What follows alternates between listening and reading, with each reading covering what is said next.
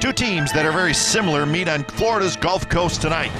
The A's and the Rays, two of the hottest teams in baseball, collide for a three-game weekend set. Both are succeeding on a low payroll with a mix of veteran and young players. They also are the two biggest surprises in the American League. While the A's are close to a postseason berth, the Rays are next in line and will surely not go down quietly. It's the A's and the Rays, Game 1, and it starts right now.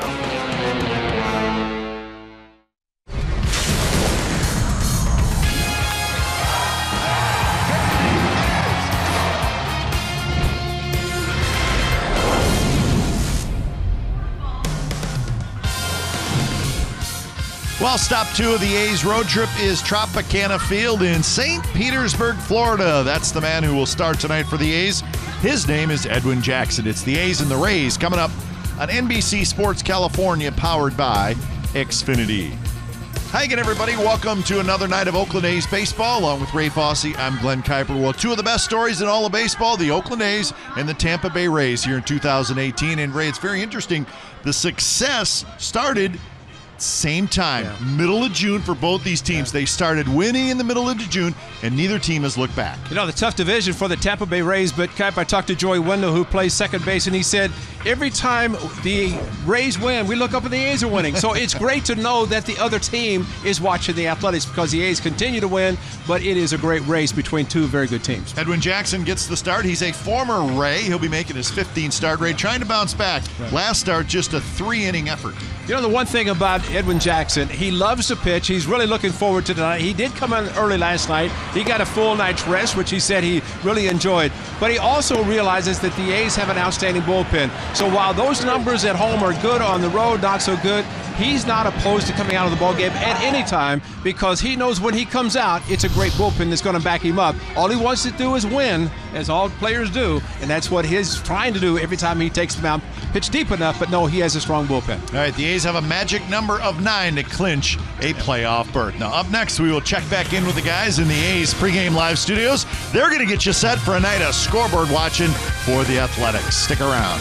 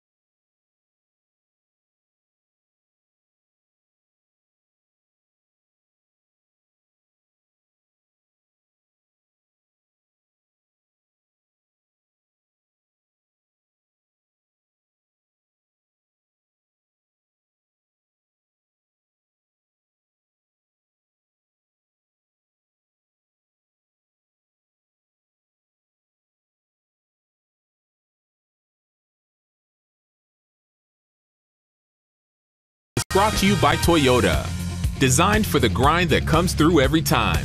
See your local Toyota dealer today. Toyota. Let's go places. By Southwest Airlines. Low fares, no hidden fees. That's transparency. And by Jack in the Box. Try something different, like Jack's Teriyaki Bowls. Only at Jack in the Box for a limited time.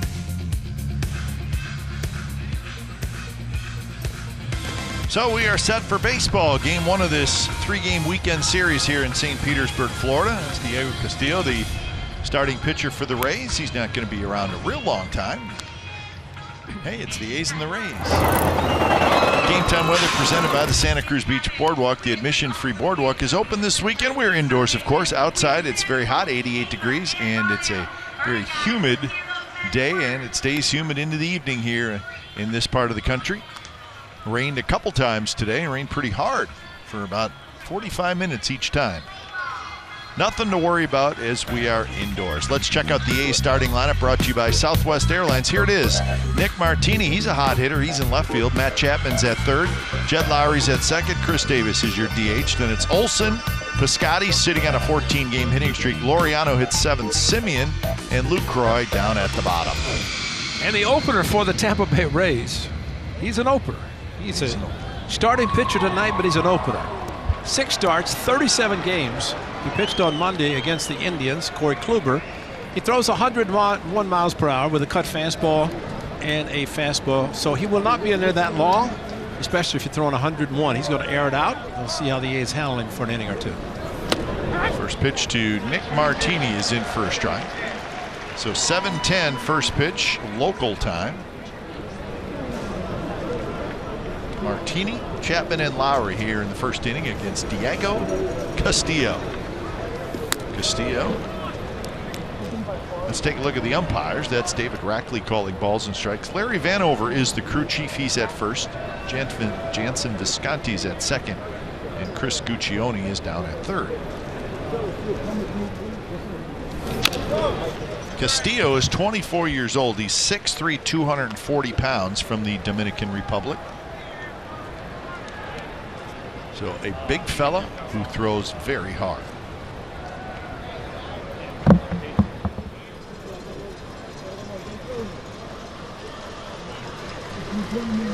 Gets the sign and he kicks and deals the 1-2 pitch, and he got him swinging. So that is out number 1 here in the first inning. The Rays defense, lots of new names, but it's working.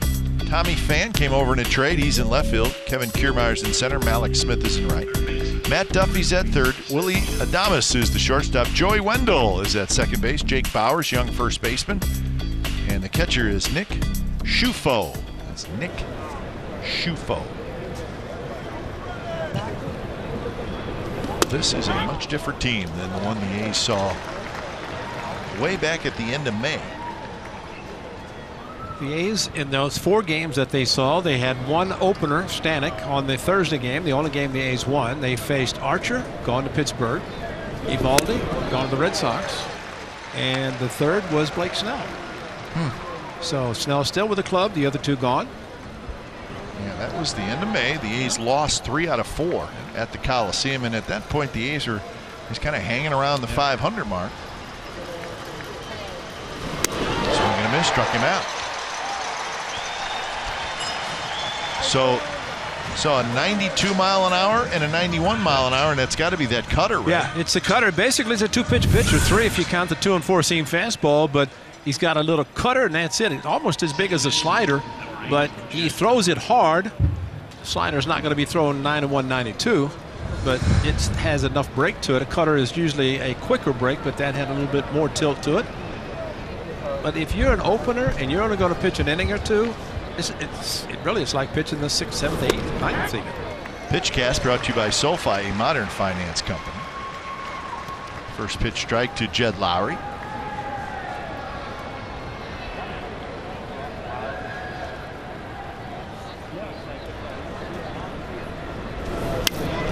Oh, there's that cutter. And you're right, Ray. I mean, it is as far as Castillo goes, his repertoire. It is a cutter, but it acts just like a slider. Right. But typically a slider is 85, 87. He's throwing at 91, 92. That one is hit hard, left center field, but Kiermaier is over. And it's a pretty good inning for Diego Castillo as the A's go quietly in the top of the first.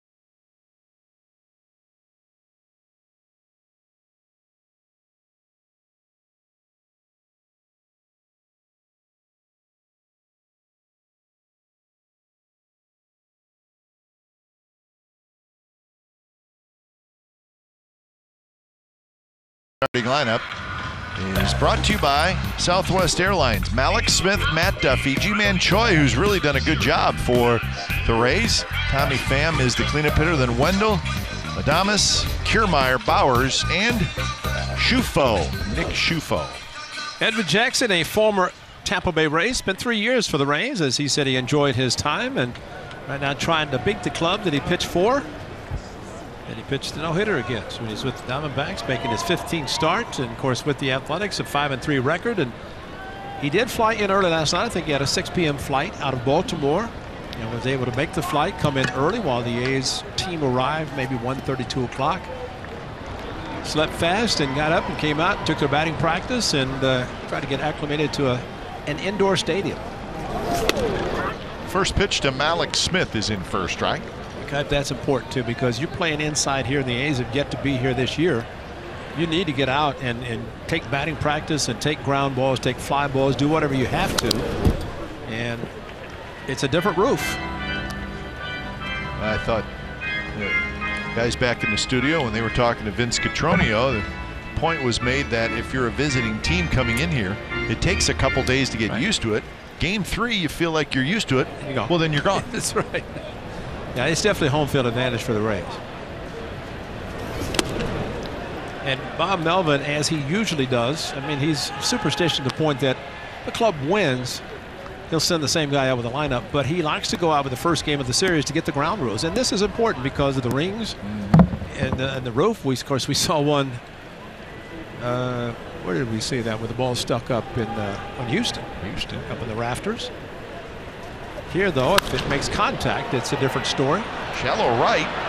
Piscotty coming in. He can't get it. Malik Smith made a big turn, and he stays at first. And it may seem strange to say that a bloop hit that the right fielder dives for doesn't get it, but Piscotty made a nice play. He made a great play, because watch the left glove, the left hand with the glove. He goes in the slide and then snatches the ball and throws back to first base, with Smith making the big turn.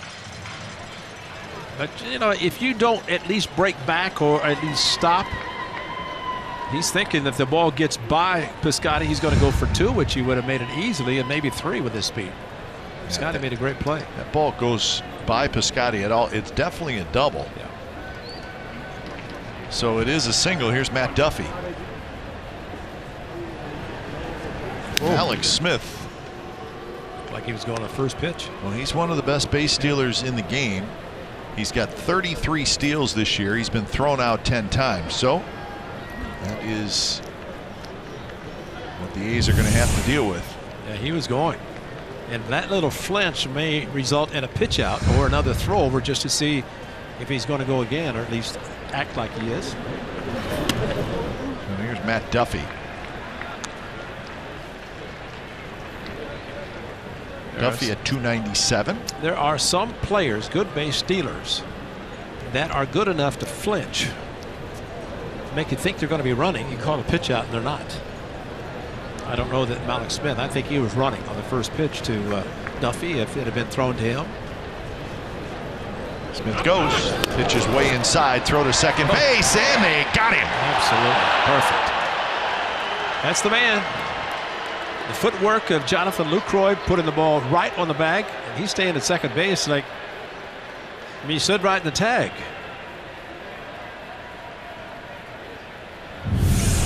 I mean, this is a perfect throw. It's a straight steal all the way, right on the money at second. And Jonathan Lucroy with a strong, accurate throw to the bag. Got him. And there's the throw. There's the tag on the left knee before the right foot got on the bag, and he's out easily with a great throw by Jonathan Lucroy. And let's not forget what Lucroy did with the Texas Rangers when Chu attempted to steal, threw him out, stopped any activity of the Rangers in that game, trying to do the same against the Rays. 3-0 now to Duffy. Watch the left knee, the tag by Jed Lowry, and the knee right there is where he got him before the right foot went in.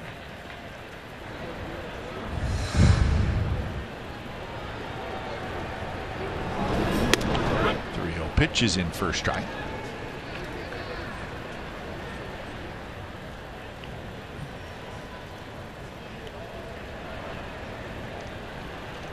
Duffy, 4 home runs, 42 RBIs. Bounces this one in the hole. Marcus Semien has it. His throw is low, and Matt Olson digs it out. So 2 outs here in the bottom of the first inning. Quick look at the A's defense. It's Martini in left, Laureano in center, Piscotty in right. Chapman, Semien, Lowry, and Olson on the infield with Lucroy doing the catching. A couple of things, Kipe. On Wednesday when the A's scored the 10 runs in the third inning, and you mentioned Jonathan Lucroy is going to catch every inning. He was also out at 2 o'clock throwing to second base, working on his throwing. And for a veteran catcher to do that is pretty impressive. And the other point is that Stephen Piscotty has never played here. So he's one guy that has to get acclimated to the roof. And, you know, maybe that first ball, who knows? I mean, you kind of freeze a little bit with the ball off the bat. But he said this is stadium number 30. Bucket list is finished, except for the new Brave Stadium. Chapman coming over. Looks like he's going to have room, and he does. So Jonathan Lucroy throws out Mallex Smith. That's a big play in the bottom of the first.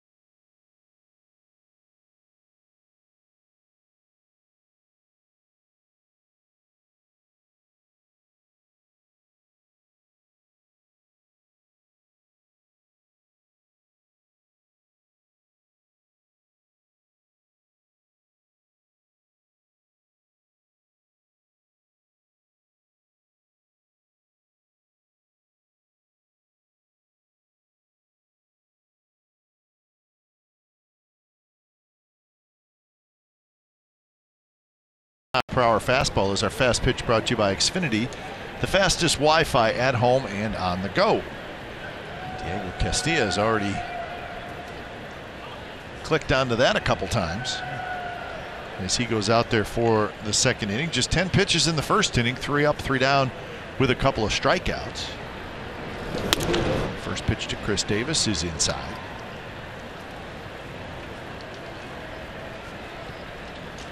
.41 homers, 110 RBIs.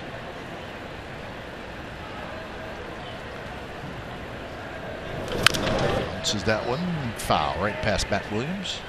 Now, the A's were just in Baltimore for 3 games, and that's not a bad place for home run hitters. And I think this place also, you don't have to worry about any elements with the roof. It is very still, which means that you make solid contact, got a chance to see the ball travel. Strike on the inside corner to Davis.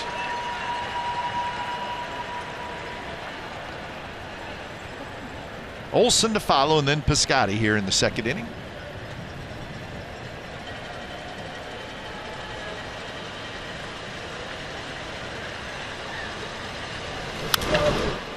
One hit into the upper deck foul.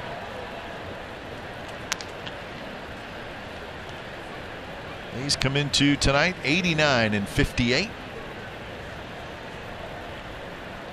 14 games left to play in the regular season after tonight, with that magic number sitting at 9. Fouled straight back. Jonathan Lucroy, little stat cast, and you talk about quickness behind the plate. Footwork was great, 2.9 seconds. The time to get the ball to the second baseman, and everything worked perfectly. And that is the 24th caught stealing by Jonathan Lucroy, the tops of the major leagues. And that's impressive because the A's always like to get the pitchers to make pitches to help the catcher, but a lot of times that man Jonathan Lucroy, with his footwork, take advantage of it.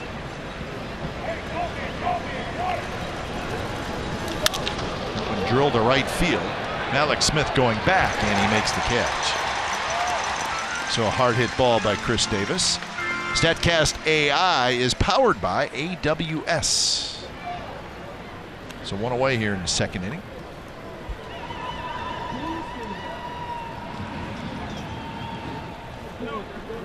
Now the games we will keep an eye on tonight, and we'll have our October Quest updates from the studio. The Diamondbacks in Houston to take on the Astros. It'll be Ray for the Diamondbacks, Keuchel for Houston. That is the start of a 9-game homestand for the Astros, and of course the A's trailing the Astros by 3.5 games in the West. And the Jays and the Yankees just underway from Yankee Stadium. Estrada for Toronto, Tanaka for New York.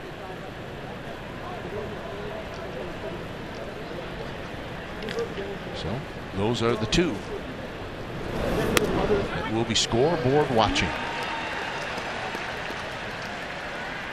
Astros have won 10 out of their last 11. The Yankees just 5 and 6 in their last 11 games. And he throws hard. There's your cutter. Brought up out of this. Well,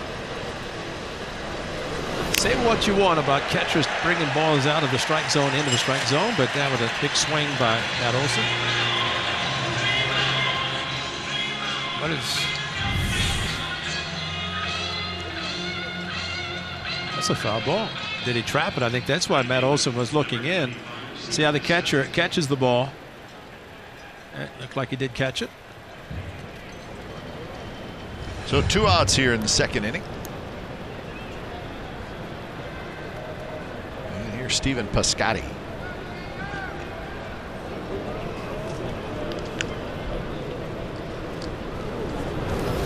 Piscotty swings and misses at a pitch that was clocked at 101 miles an hour.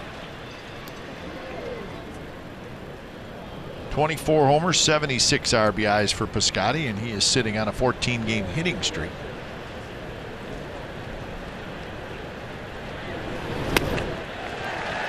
So the cutter at 91. Now, you know what they always say, Try to get the starter out, get to the bullpen. In the case of this guy, you hope he's only going to throw a couple of innings. Right now, it Get looks the like reliever out and get to the starter. That's right.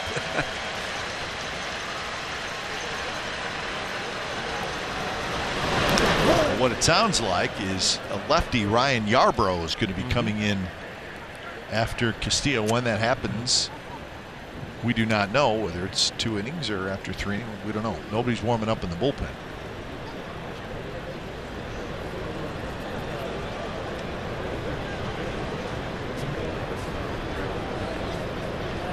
It's told right there. Go get on the phone. Tell him start getting loose. Pitch count's probably getting up. He's thrown 23. After all, he started on the 10th. This is the 14th. There's the line foul. Well, in Baltimore last night, Stephen Piscotty showed that it's a pretty good home run hitting park as he went opposite field against Dylan Bundy. Fastball that made it a 2-1 game. And I was telling him that that scoreboard used to be twice as high. And he goes, really? Yeah, in Baltimore they reduced the size of it, the height of it. That was over the out-of-town scoreboard. Did say his dad Mike is on his way into St. Pete for the weekend from the Bay Area, so I'm sure he's looking forward to that.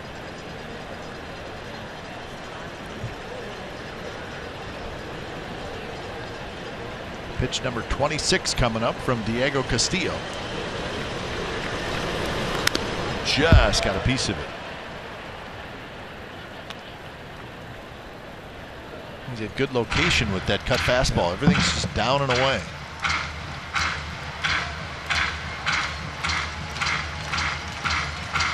Did pretty good. A lot of those swing and misses.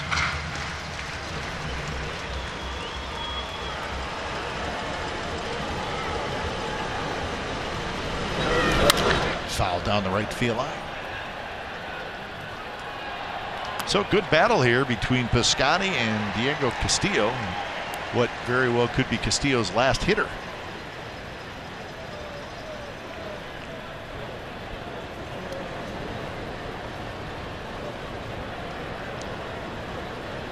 Fastball away after the catcher wanted Castillo to shake him off. And another foul ball. That one away from the target set by Shufo. A lot of times the catcher will shake and trying to get his pitcher. I mean, it's a 2-pitch pitcher, so there's not much you're going to get him to shake too. See how much bigger break this is. And he got him. So Diego Castillo 6 up, 6 down with 4 strikeouts. Bottom of the 2nd coming up.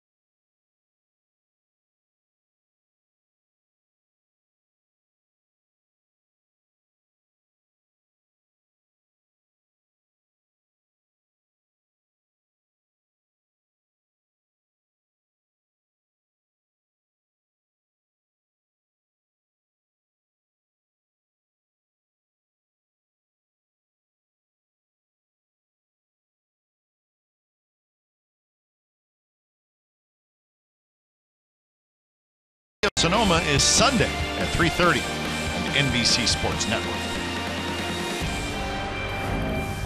Back here in St. Petersburg, fans still trickling into Tropicana Field. As Edwin Jackson will face Pham, Wendell, and Adames.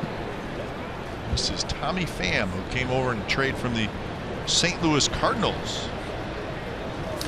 That one's driven to center. Laureano comes in to make the catch. Yeah, Piscotty was looking forward to seeing him as they finished batting practice early. So Steven tonight at least did not get a chance to see Pham, but they were teammates.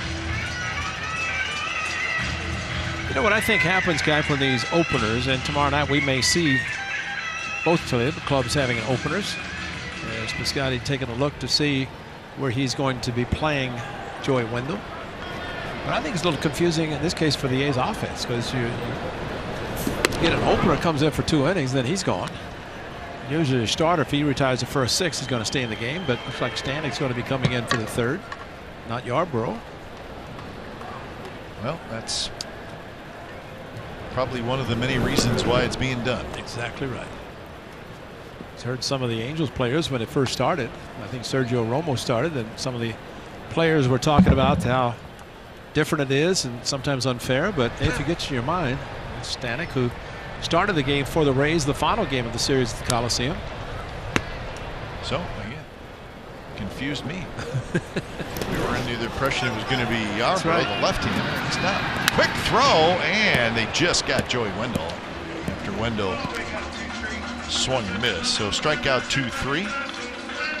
Well, after Jonathan Lucroy hit Bregman in the helmet in Houston in the middle part of the season, he takes a couple of steps and realizes I better hurry, and Matt Olson a good job getting into foul territory on the throw from Lucroy.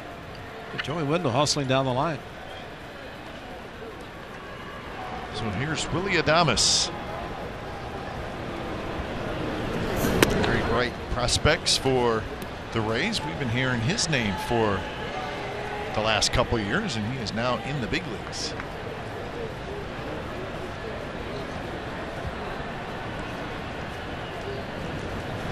Echeverria, their shortstop last year, and this year at the beginning, he was traded to the Yankees. We just saw him.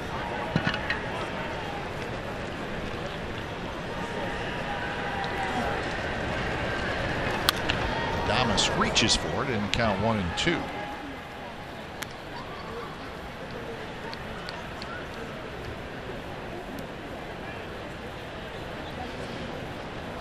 He was part of that big 3-team trade. Tampa Bay and Detroit and Seattle.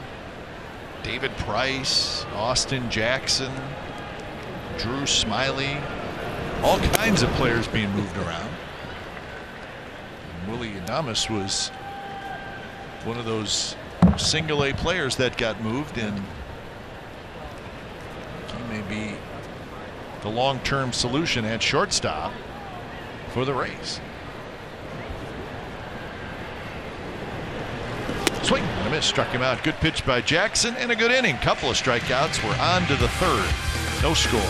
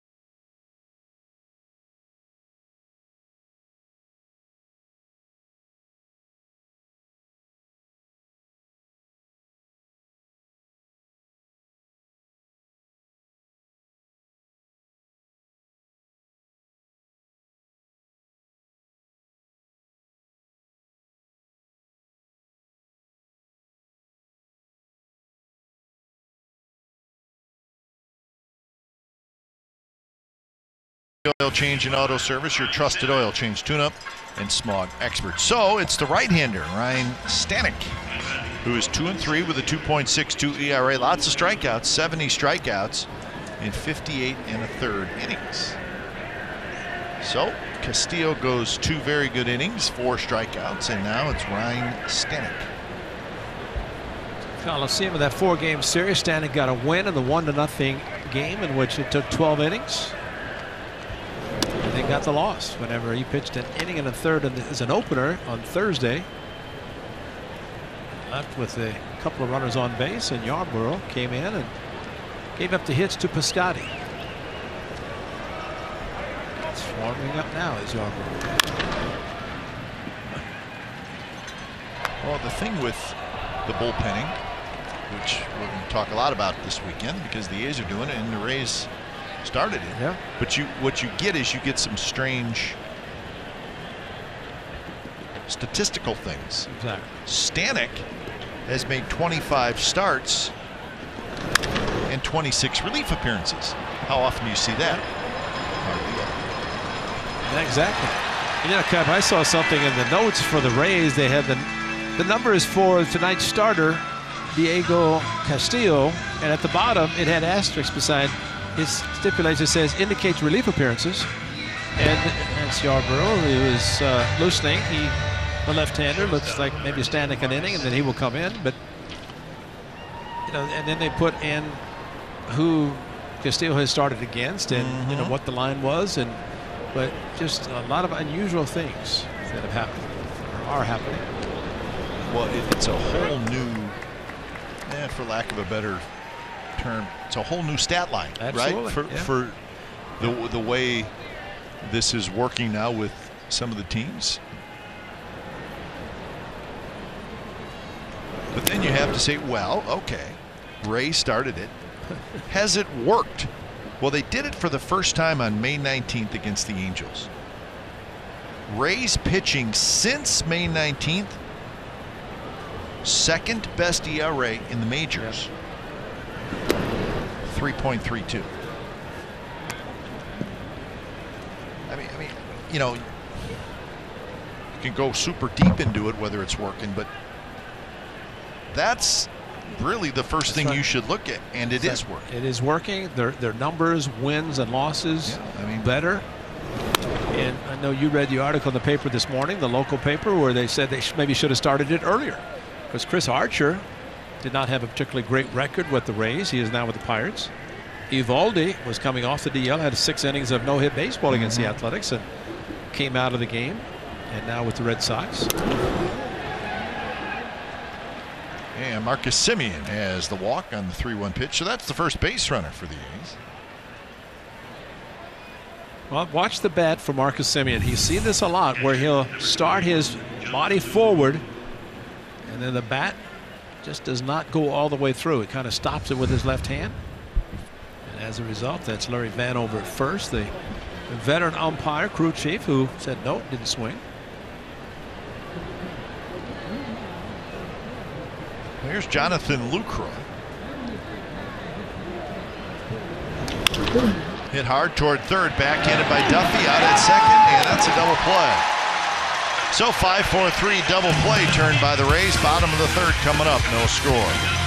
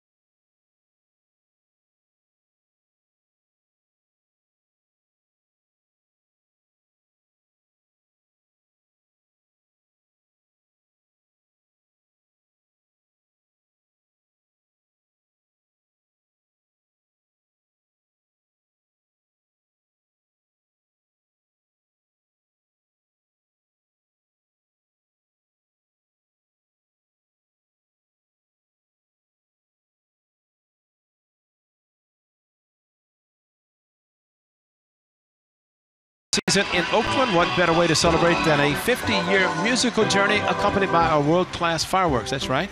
50th anniversary fireworks. Join us September the 22nd, beginning at 6:05 for our game against the Twins. Stay for the Bay's best fireworks. Grab your tickets at athletics.com/fireworks today.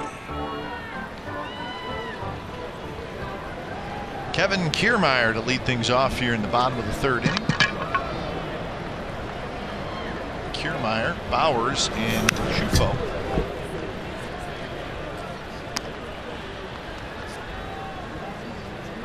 Kiermaier, the Rays center fielder.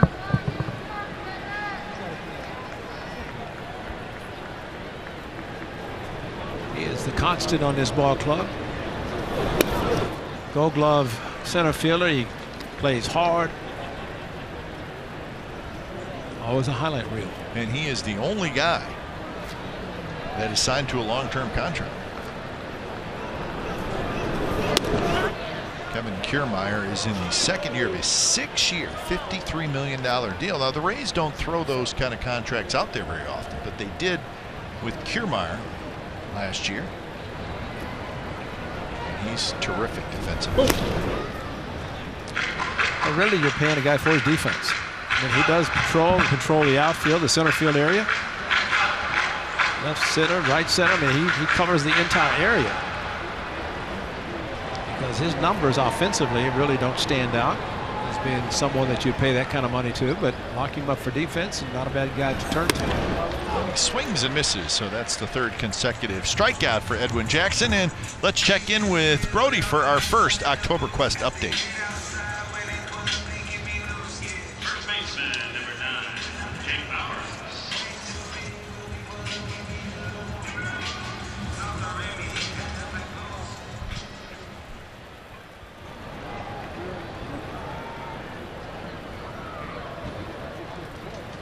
All right, thanks, Brody. So one away here in the third. Jake Bowers, left-handed hitter, steps up.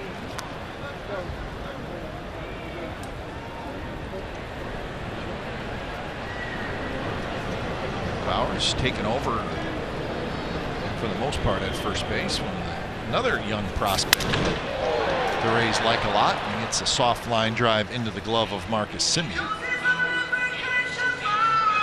So that's out number 2.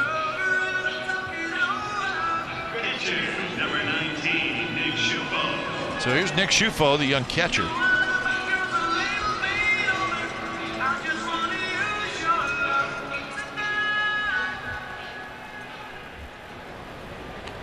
Schufo, left-handed hitter.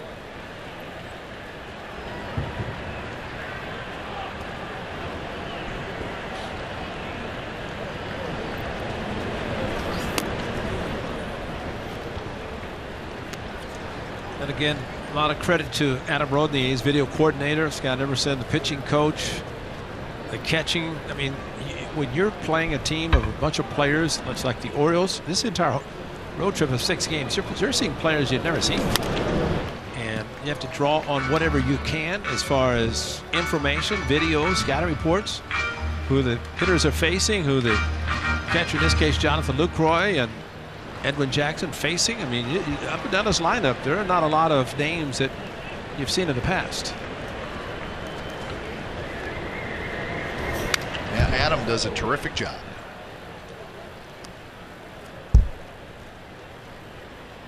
When you think about the September call-ups and the number of pitchers. Well, what are these got? 37? Is that the number of players?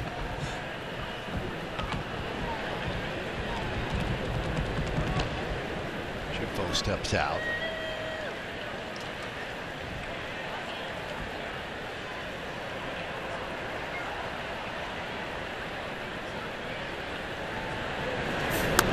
If I think back to the years that I was catching, didn't have scouting reports. You get behind the plate and you figure out what your pitcher throws, and then you remember how you got the hitter out. And I mean, sometimes you keep a book, and other times you just rely on your memory, or I've always thought that you go with your pitcher's best pitches, not so much what the hitter can't hit. It's maybe if you can't hit a changeup, your pitcher doesn't have one, it doesn't work. I was going to ask you, well, what did you guys do before the game then? But then I realized that, well, you weren't getting there at noon like they do now. You were getting there at 4:30. We're taking a bus at 5 o'clock with everybody else. No, and there was not a. I mean, when you took batting, waiting for you? No, you took a batting practice. You stayed on the field and shagged for everybody else. You didn't go inside. I mean, now you see after the second group, about 3/4 of the team heads to the clubhouse. No, it's different times, but you know that's all the knowledge, technology, and videos. You see it all. Alex Smith goes after the first pitch, and Simeon grabs it. So a walk, nothing else, and we're on to the fourth. Still no score.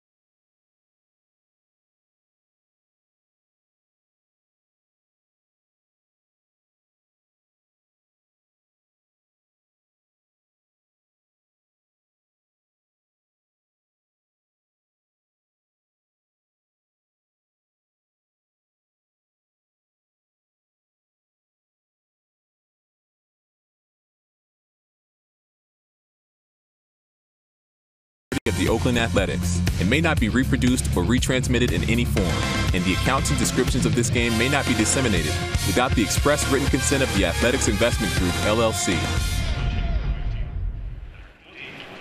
So no score, top of the fourth inning. When it's time for change, think Speedy Oil Change and Auto Service, your trusted oil change, tune-up, and smog expert. So Ryan Yarbrough, the left-hander, comes in, and he's facing a pinch hitter. It's McKenna. So Bob Melvin answers with a right-handed hitter. So McKenna will obviously stay in the game in left field.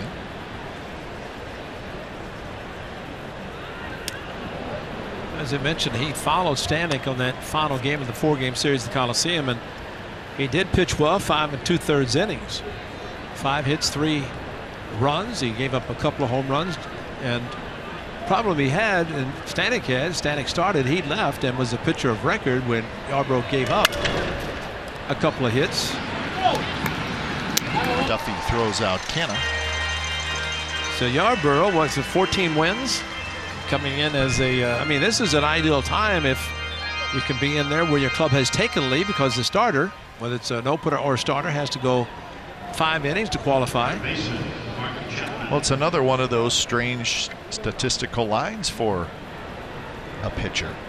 This is his 29th relief appearance. He's made just 6 starts, but yet he's got 14 wins. And Yarbrough is a rookie. But Ray, you and I had an interesting conversation before the game, and kind of looking at it from the perspective of probably the players union. Exactly. When it comes to, and he's a couple years away from this, but if it were to continue, look at it from a money standpoint. When he gets to arbitration, arbitration is simply a, I think I'm worth this, team says this, you go back and forth. You know. So does Ryan Yarbrough get paid as a guy who has 14 wins as a rookie, which is pretty darn good. Absolutely. Off the wall, sidewall, and it's going to be another double for Matt Chapman. So that is number 40 for Chapman. I asked someone with the Rays, I said, is Yarbrough going to be a starter next year? He said, maybe not. So if he goes 3 years and makes all these relief appearances, gets 14, 15 wins a year, it's not going to be worth anything when he goes to arbitration. But that's the point. The point is does he get paid because he wins 15 games? Or does he get paid as a reliever? Right. Well, he's going to get paid a lot more in arbitration if the 15 wins is looked at, but as a starter. As a starter. Right. But now he's considered a reliever. Exactly. I know it may sound like, really, does it make that much difference? I think it does. Absolutely. To him it does, because then it becomes financial. He's under team control for 3 years. They're going to pay him what they want because you don't have any recourse as a player. Once you get 3 years, you have arbitration, then it's determined by a panel of 3. And it's statistically based. Oh, absolutely. What you're asking for and what you ultimately get as a salary. Yeah, it's different, just like the free agency last winter. You know that. We'll see what happens this winter. But this opener, and the A's are doing it. As we mentioned, Springs did it for the Rangers when the Rangers came into town. So it's a changing of the game. He'll pop up to right, and Alex Smith waiting, and he's got it. So Lowry's retired. Chapman stays at second. You know, I think one of the biggest things, Kike, is that when Yarbrough comes in the game, following Castillo and Stanek, who throw mid to upper 90s, this kid doesn't throw it. I mean, he tops out at 91. I mean, he's got 4 pitches. He's got a cutter, slider, change up, 2 and 4 seam fastball, but he's not overpowering. And what the A's did to him following Stanek in that Thursday at the Coliseum, they ended up essentially beating Yarbrough, even though it was Stanek got the loss. Tonight, it's a different story because it's a scoreless game. So would you agree, if you're in Yarbrough's position where he's coming into games in the 3rd, 4th inning, and I think I'm right here, it's easier for you to get a win. Oh, yes. Than it is a loss. Absolutely. Right? Absolutely. 100%. I agree.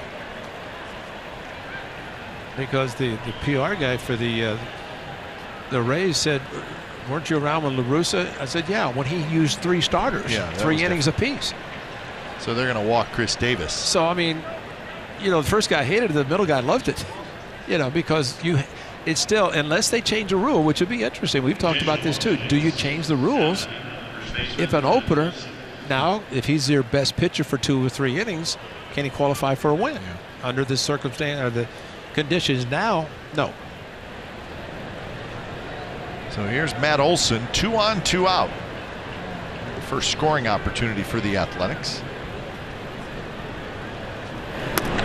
Good pitch there, right on the corner. Well, on May 31st, this is what Matt Olson did. Dropped down, and you could see the reaction of Yarbrough even before he looked to see the ball go over the out-of-town scoreboard. And Matt Olson, number 9 on the season for him. He is now sitting on 26. Sweeping slider in the count, 1-1. Do you know, in the case of tonight, for example, I think the A's offense is saying, okay, Edwin, hold the Rays down, because they're going to bring in different types of pitchers that are not going to be throwing as hard as some of the guys that they just saw, especially in the first 2 pitches. And they're going to get a chance to see Yarbrough more than one time. He probably will not go through the batting order the 3rd time, and that's the whole purpose and the concept of this opener, to avoid a pitcher having to do that the 3rd time. And Olson just barely got a piece of it. Okay, we talked in Baltimore with the traveling Trevinos. We saw them. Well, it's the traveling Olsons coming over from Atlanta. All right. Yeah, so they were all on hand during batting practice down to greet the son, mom and dad here, plus a lot of the family and friends from Atlanta. Roll left side. Thomas knocks it down, but it rolls away, and the A's are going to get a run. Chapman with that great speed hustles home.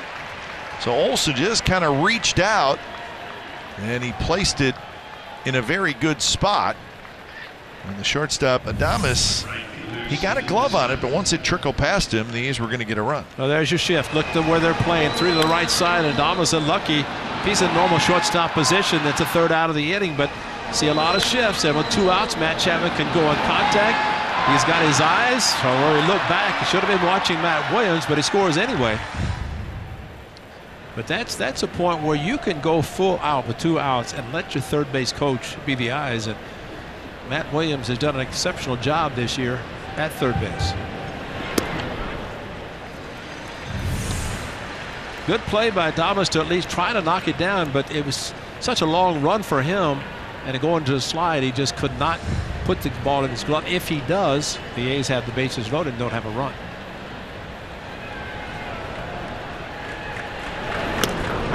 And that one on the outside corner, so it's a quick 0-2 to Piscotty, who struck out in the second.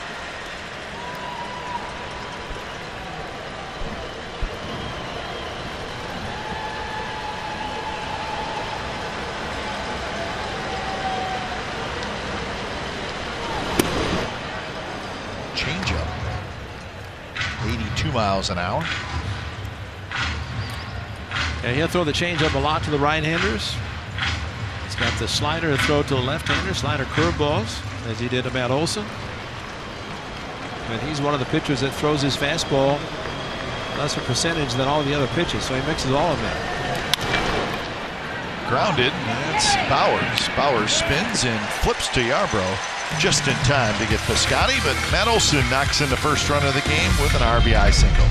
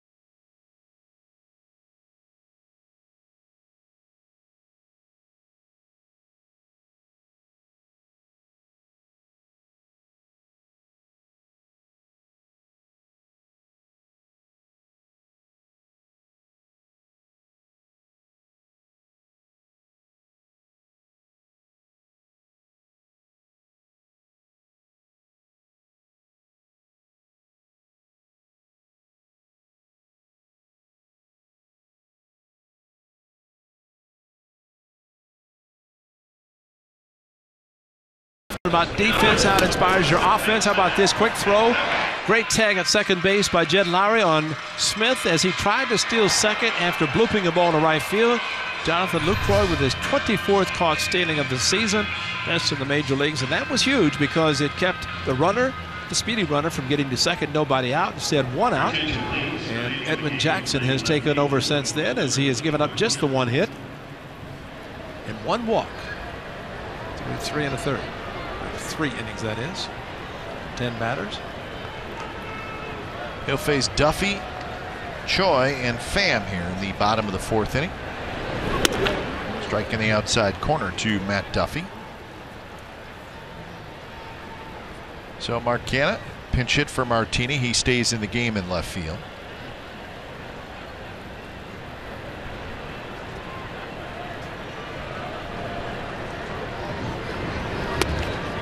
And it's 0-2.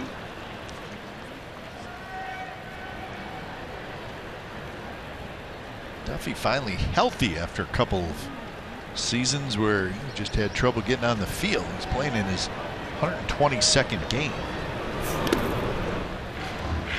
He had all those foot and heel injuries. Yeah.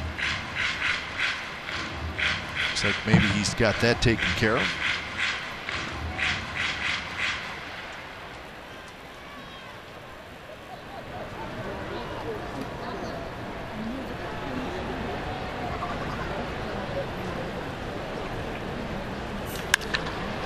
Inside outs down with Lowry. Ranging to his left, throws to first. That's a nice anticipation, moving to his left. Inside out swing by Duffy. Pretty good contact. Look where Lowry is and just take a couple of steps to his left. And that's the old anticipation. He anticipated perfectly where the ball was going to be hit. Little 360, good strong throw to first base and the first out of the inning. That's why middle infielders who can see the catchers get an idea of the sign. And they know the hitter, how they're going to hit the ball, or at least their approach, in this case with 2 strikes. And I always say that from my standpoint, Dick Green was the best I ever saw, being able to hold his position until the pitch was made where the hitter could not see what the infielder was doing. Jed Lowry did it perfectly. Here's G-Man Choi. Choi fouled out to end the first inning. That's some big hits for the Rays, big home runs.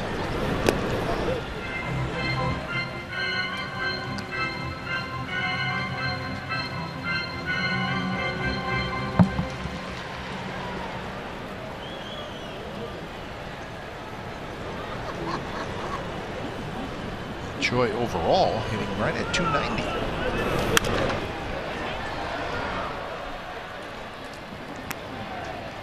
So 2-1 the count.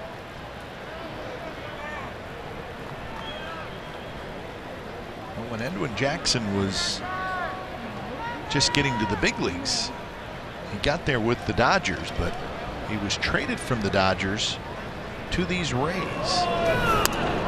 So the first time that Edwin Jackson settled into a rotation as a big leaguer was right here with the Rays. It was back in 2006. He was with the Rays 06, 07, and 08. He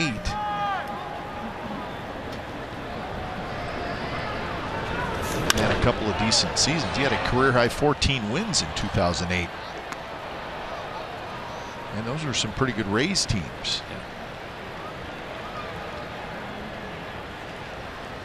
In 08, they went to the World Series, right? Against the Phillies. All those rainouts. That's right.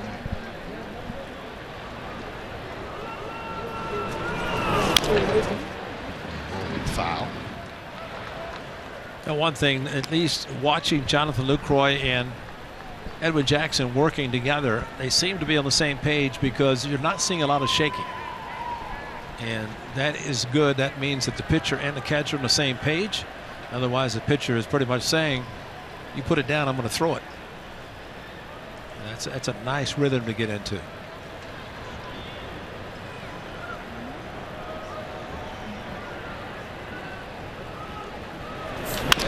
That one's hit well right field. Piscotty hustling back, and he's going to get there in deep right center field.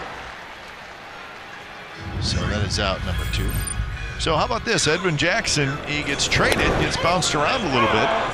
And then with the Diamondbacks in 2010, he comes into this ballpark, Ray, and throws a no-hitter. About 190 pitches. Well, it's 149, but he did it. At the no-hitter. Montero is catcher, and that's something that you can always remember. Sean Manaea will always remember his no-hitter. 149 pitches for Edwin Jackson. And that's going to fall. Takes a big bounce. Tommy Pham hustling for second, and he's got himself a double. Now the ball rolls right over the pitcher's mound and comes to a stop between home plate and the pitcher's mound. So Pham ends up at second base. You know, we saw this early in the year with the Tigers, and what Laureano needs to do is start yelling immediately. He's the only one really going to have a chance to get to play. And see, Jed looking back, it's not really an infielder's play. And I think with Jed going out, with Pham with 2 outs and seeing the ball, he knows this park. And with a little bit of miscommunication in center field, a hard slide, even though the ball got away, banged his head. But I think that point right there, that's where Laureano, who's played a great center field, just come charging in and say, I got it, I got it. If you don't, that's fine. but it's much harder play for an infielder to go out with his back to the infield. And plus it enables him to run hard, get the infielder to get out of the way. So the Rays have a runner in scoring position for the first time tonight. And here's Joey Wendell. And on the first pitch.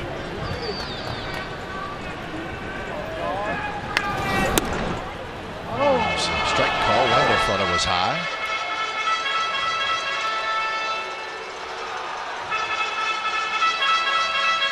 Well, 2 hits in this game for the Rays. Both of them hit the soft variety, but they're still hits. One a single, one a double. Especially this double puts a runner in scoring position, the first of the game for the Rays.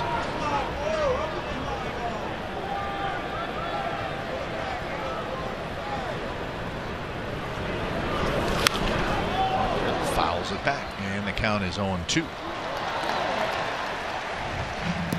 Joey Wendell, among major league rookies, has the second best average, the second best on base percentage, and the third most hits. So really getting a chance to play, and it has helped out Joey Wendell. He's bounced around a little bit. He's played a little bit in the outfield. He's played some third base, mostly second base.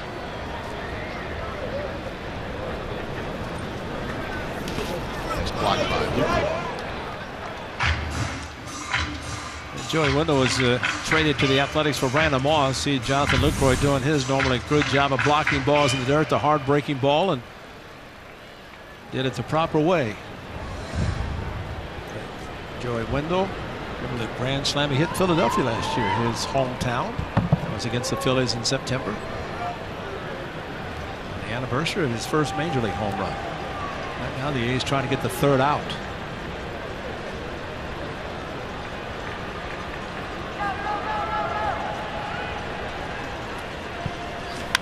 Wendell's got a base hit.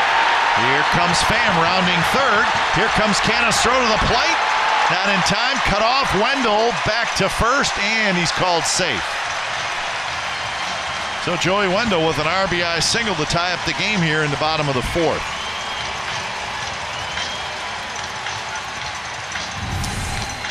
Well, he just spread out, and unfortunately, pitch maybe not exactly where Edwin Jackson wanted it. They're shading him to the right side.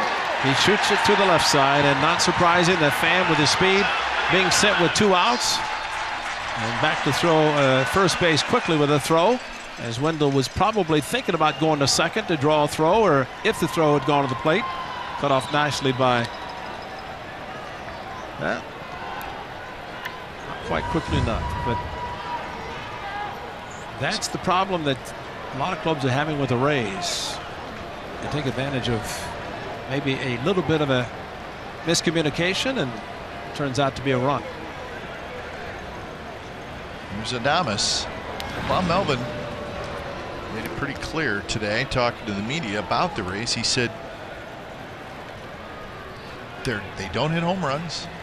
They know that they don't hit home runs. They don't try to hit home runs, but they use their speed. That's right. They'll hit and run, steal bags, move runners along.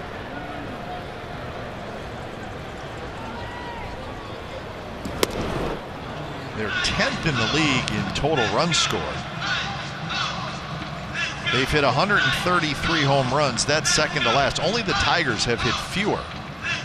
But they're third in the league in stolen bases, second in on-base percentage, so they make things happen. But they're just not going to beat you to death with a home run. Yeah.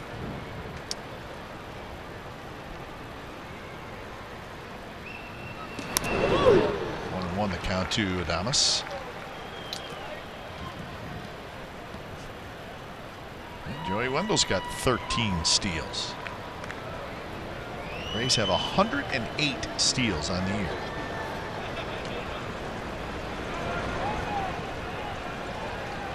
Joey Wendell, Matt Olson, they must play together in the minor league some. Yeah. Wendell's got a big lead. Straight back. Not that the Rays will shut down the running game, but what Jonathan Lucroy did with one of the fastest guys on the Rays, throwing him out in the first inning, could maybe discourage the Rays from running a little bit more, maybe. So, but now is a pretty good time to run, especially with 2 outs.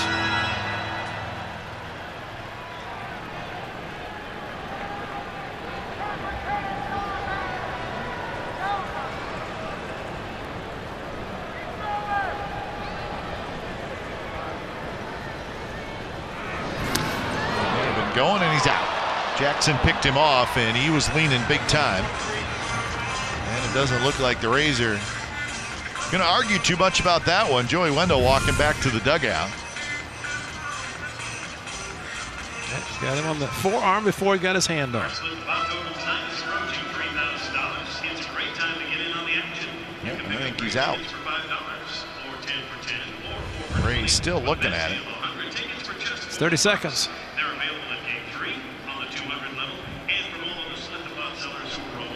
So Joey Wendell gets picked off, but he does drive in the tying run. 5th inning coming up. A's and Rays knotted at 1.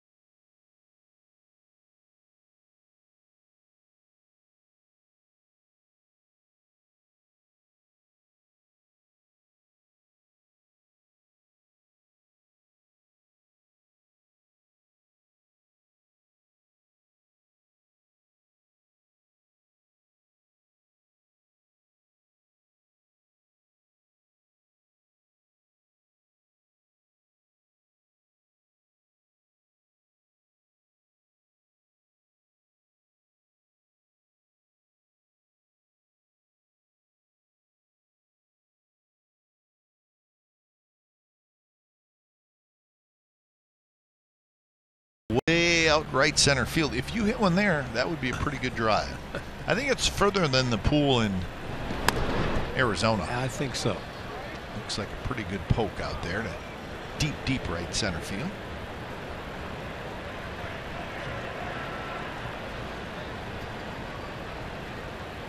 Although it looks like you're allowed to stick your hand in the water out there. Good luck. I don't know if I would. Rays. No. What are Rays all about? Are they mean? Are they mean probably. fish? Yeah, they're mean for me. Are they like a piranha? Not quite.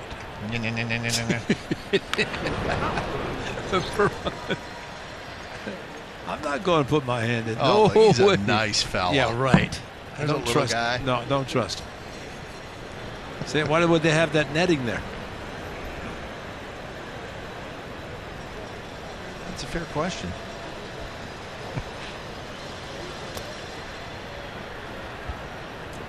Should do a little research. Make sure we know what we're talking about. You do that for tomorrow. 2-2 to Ramon Laureano. Simeon and Lucroy to follow against Ryan Yarbrough, who gave up a run in the 4th. Just missed inside.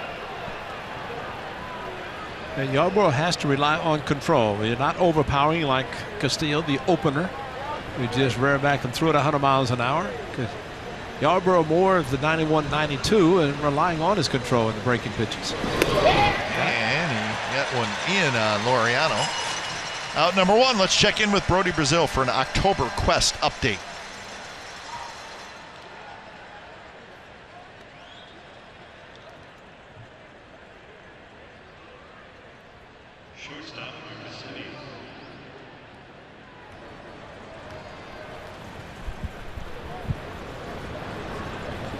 All right, so all Yankees early, and I know we've mentioned this before, and I think we need to make sure that everybody realizes that there's the Yankees with a 1.5 game lead over the A's for that wild card.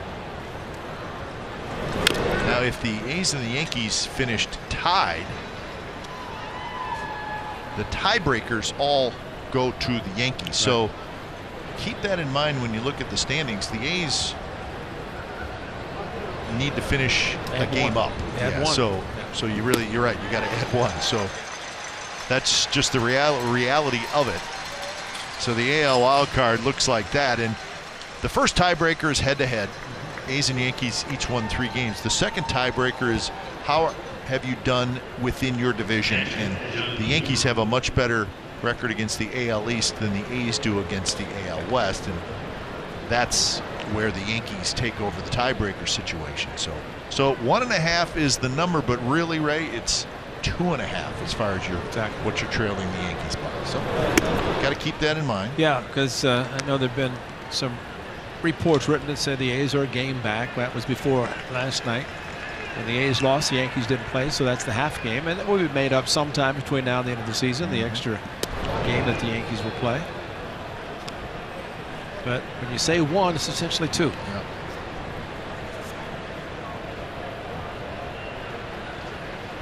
Speaking of 2, the A's trying to start something with 2 outs in this 5th inning.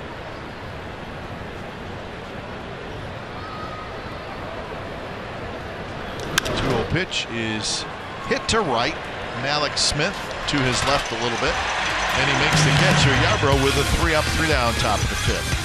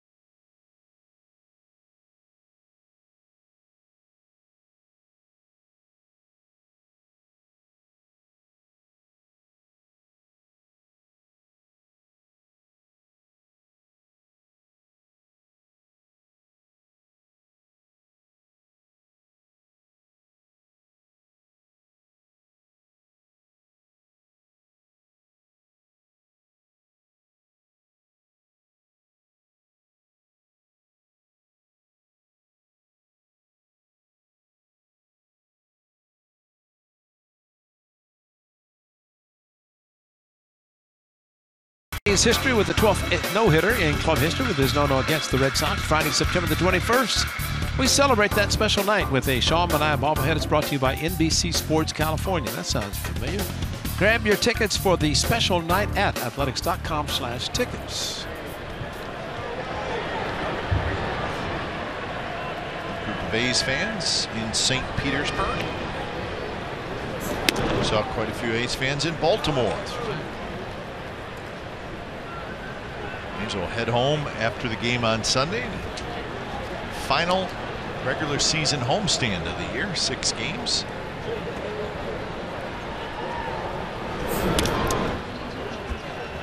Joey Wendell was picked off to end the bottom of the 4th. Willie Adames was the hitter. Chaz Rowe starts to throw.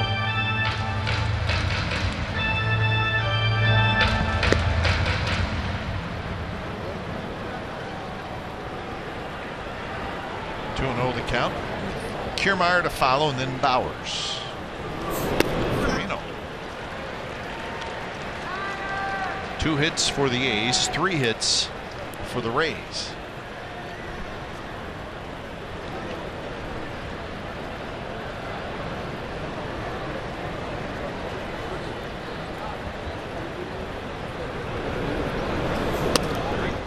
And that's strike right down the middle. Pitch count is good for Edwin Jackson, and he's well rested after arriving early last night. Said he was in bed very quickly, getting his rest. It's always good to know if your pitcher leaves early. You know, Dave Stewart never did that. He said, I'm going to stay with the guys. I don't care what time. I'm just going to stay with the guys. Sometimes it's overrated, where you go ahead and get the rest, and everybody is different. In this case, Edwin Jackson appreciated being sent down here early and see if he could perform well enough to get a win.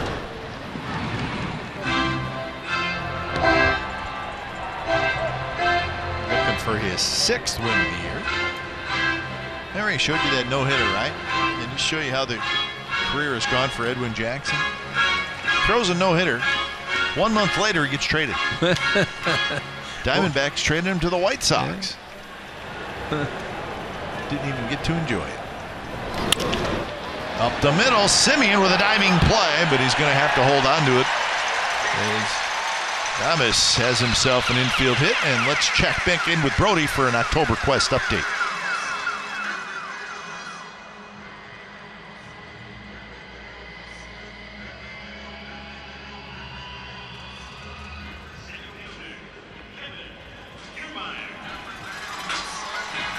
All right, so a little interleague matchup there. Astros and the D-backs. D-backs are just trying to hang on in the National League West, and they're kind of leaking oil right now. Well, that is a tight race, division, wild card, a lot of possibilities. And Diamondbacks 4.5 games back in the National League West, and they're 4 back in the wild card.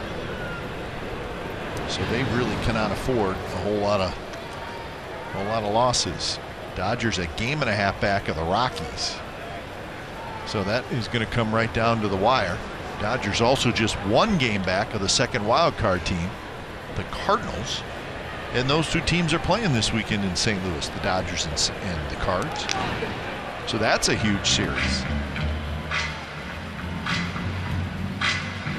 Cubs with a 1.5 game lead over the Brewers in the Central.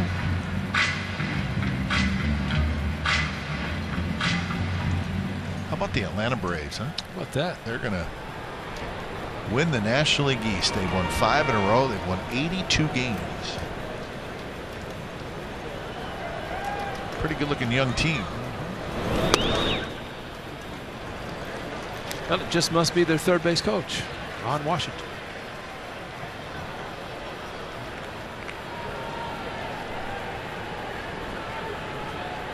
I want to know to Kiermaier.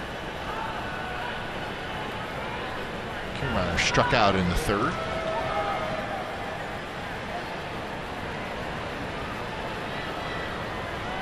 Thomas has 6 steals. Been thrown out 4 times.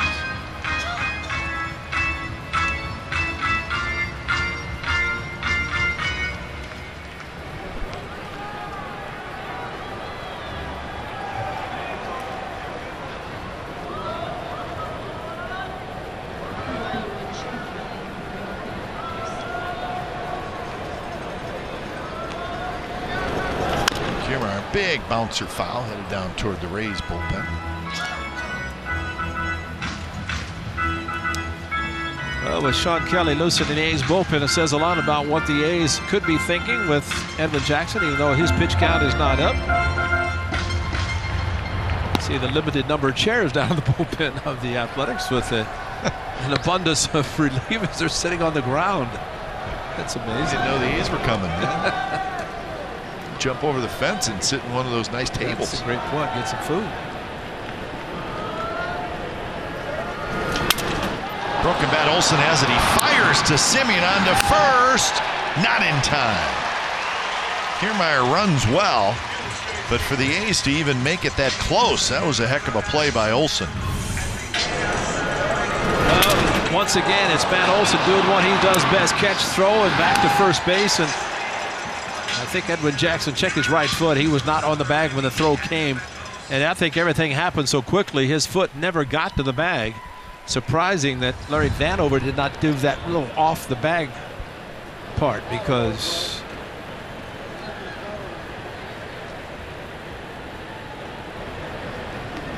so it goes as a fielder's choice. we saw the 3-6-1 turned in Baltimore, very nicely started by Matt Olson. This time, though, you're right about Kiermaier. He can fly that bat broken.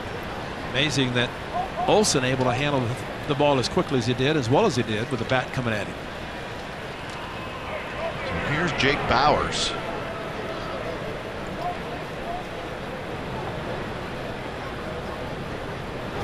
Bowers takes outside. Bowers is really struggling. He is 2 for his last 27. And in the second half, he's batting 137. He was rolling along pretty good in the first half. Welcome to the big leagues. Yep. Figure out and make adjustments. They think he's going to pull the ball because they've got 3 to the right and only Matt Chapman on the left. And you know who's had a good year for the Rays, Ray? He's not playing tonight, is C.J. Cron. I was going to say, yeah. He had 26 home runs and 26 doubles. Cron not in the lineup tonight. Another veteran on the lineup, Carlos Gomez. That's right.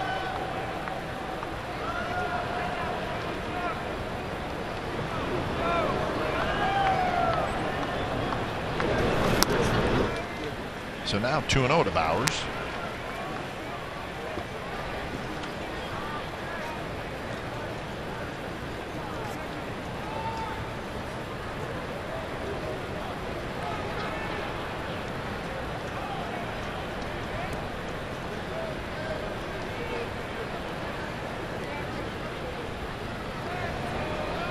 Bowers only 22 years old. He looks younger than that. Look at his face. He's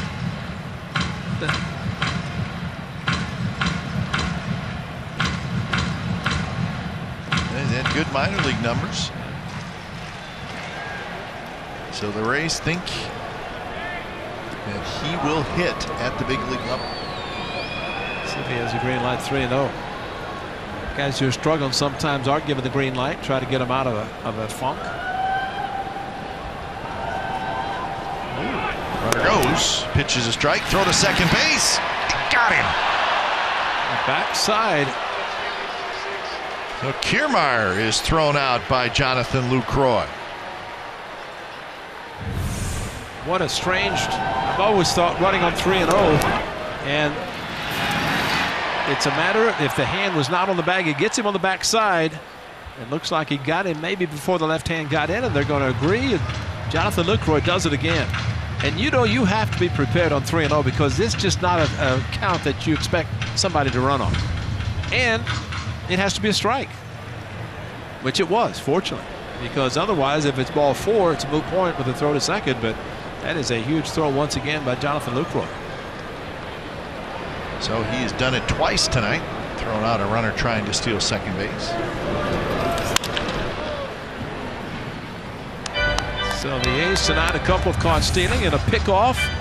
And there's your throw right there that got him on the backside before the left hand got the back. Of course, the runner, as Kiermaier delayed before going back, because you just don't think, you feel your hand's already on the bag before you are tagged. In the case of that shot, it was very conclusive that he was tagged before. 3-2 pitches low, so 2-out walk. Scott Emerson's going to go out. So 2 walks and 3 strikeouts for Edwin Jackson so far. He's thrown 69 pitches.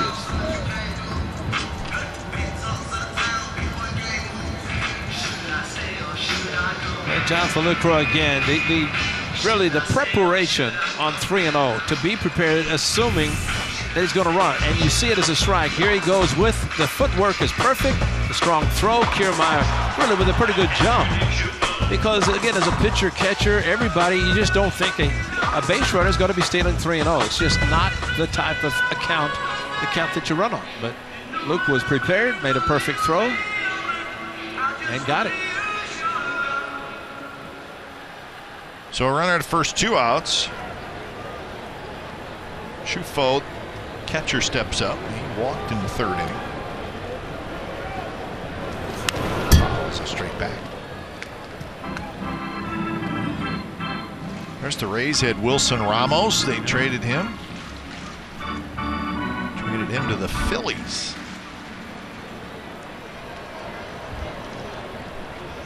We would need a little more time to go through the list of players the Rays traded. Yeah.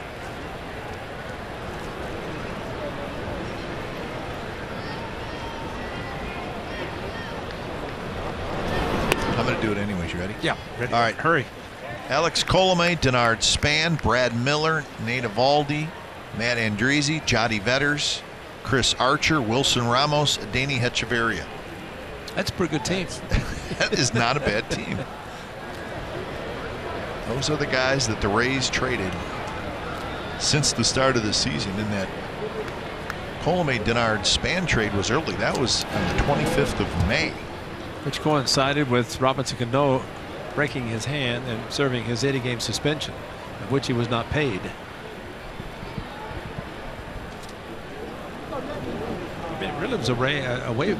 Those 2 players make a total of $12 million, so they lopped that off their payroll.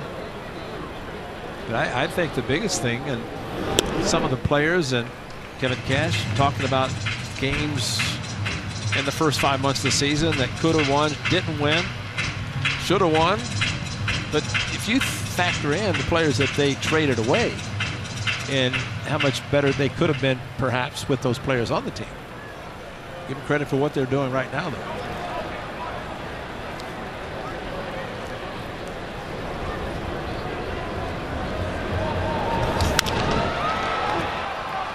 Laureano comes in, and he's got it. And that will do it for the Rays. We're through 5. Still a 1-1 game.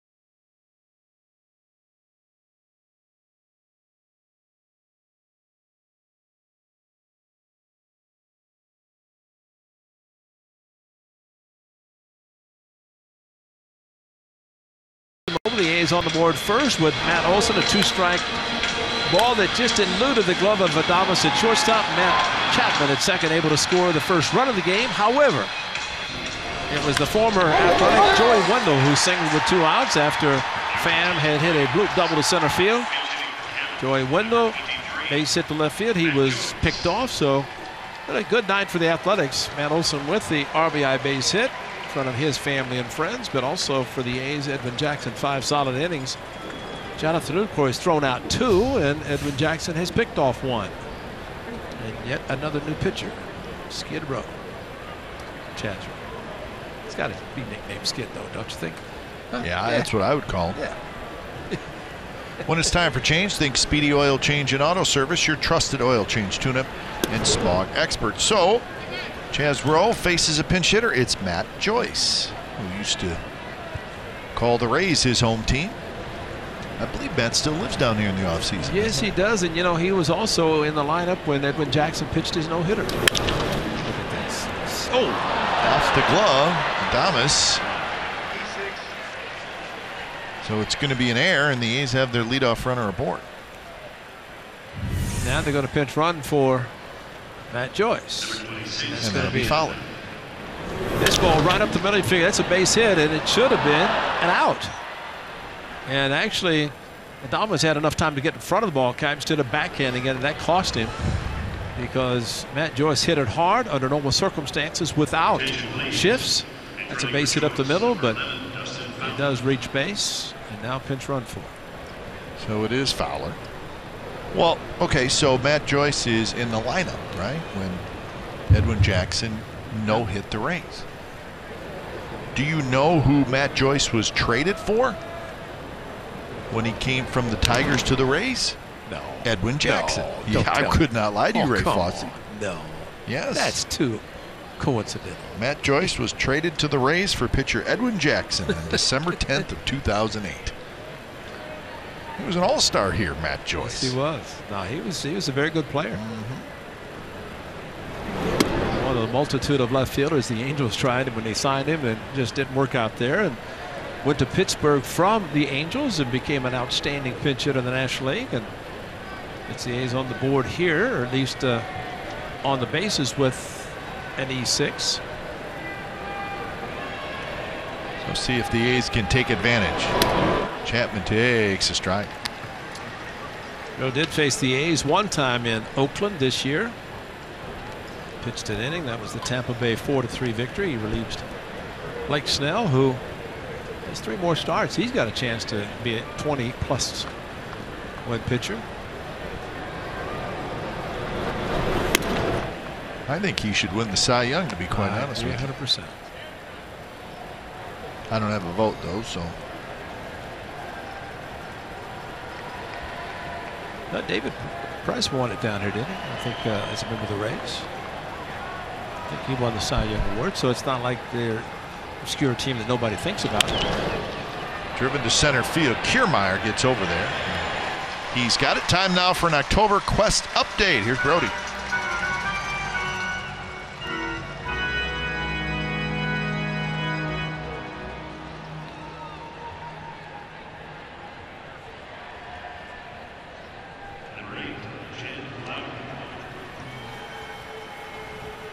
All right, keeping a close eye on those Houston Astros. And the Yankees still leading the Blue Jays 8-0 that game in the top of the 5th inning at Yankee Stadium.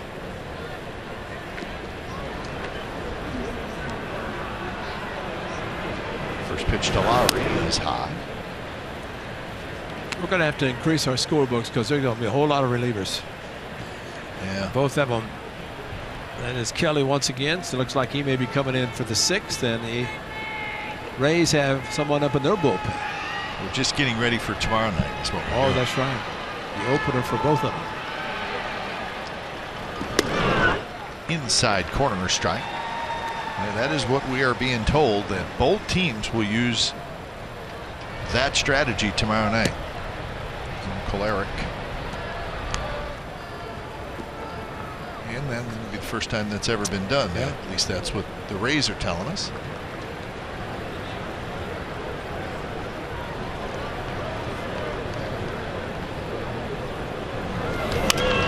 Pop-up foul up over the A's dugout.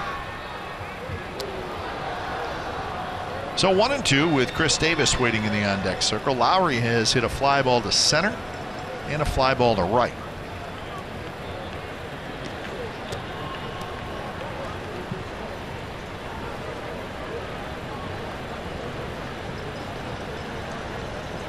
Fowler pitch running for his speed. He has not really been a stolen base threat this year, but he has been with the club. And if Jed Lowry can hit the ball in the gap, then he could score from first base.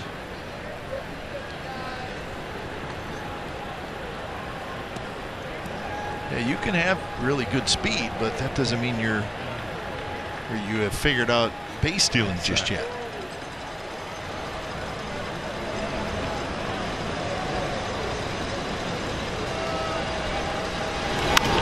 Bounce toward first. The second.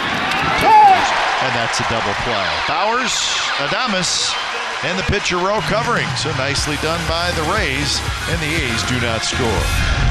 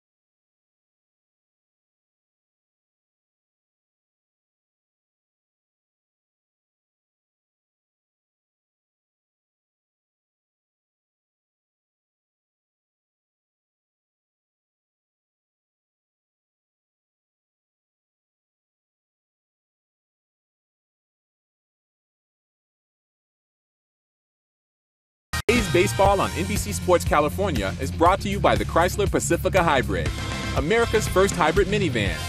Test drive one today.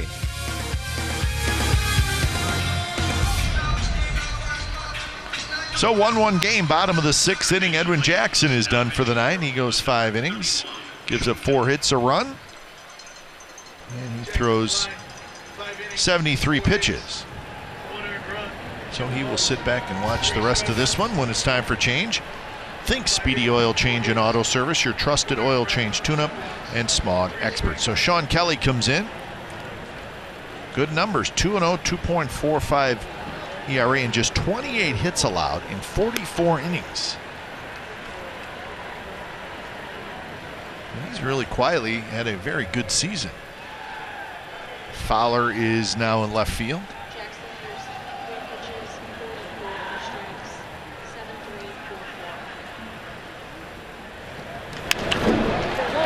Simeon quickly to first, and it's not going to be in time. Malik Smith beat it out. So Malik Smith has 2 of the 5 hits for the Rays. Well, it's like that Ichiro. You have the infielder having to move, there's no chance. He shut it down. That's all he did is make contact. That's what was surprising. His previous at bat, he swung at the first pitch, popped out to shortstop. If there's ever a time for somebody to hit the ball on the ground, this is it for Malik Smith. So here's Duffy. Keep an eye on the Rays here. Malik Smith, he was thrown out stealing in the first inning. Kiermaier, he was thrown out trying to steal in the 5th inning, but I said the Rays do a bunch of different things, and this is going to be a bunt hit. Yep. So the A's did not execute defensively. And now the Rays are in business.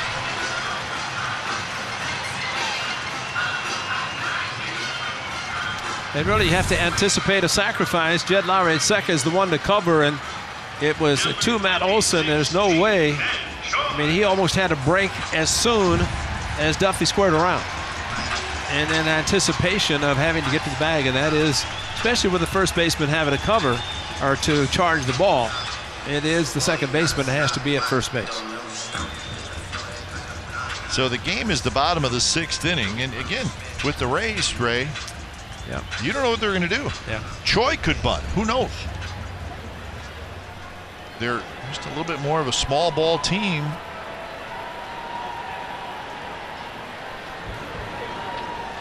Choi is a hot hitter.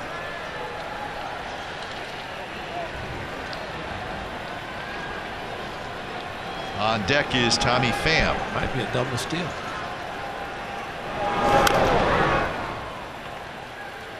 You have to watch. I agree with you with Smith. You have to watch him whether it's first or second. Yeah. Because if you don't pay attention to him, he'll take off. And Matt Chapman, with Choi, kind of a shift for him. Chapman well off the bag at third. So for Jonathan Lucroy, he's had a lot of success tonight.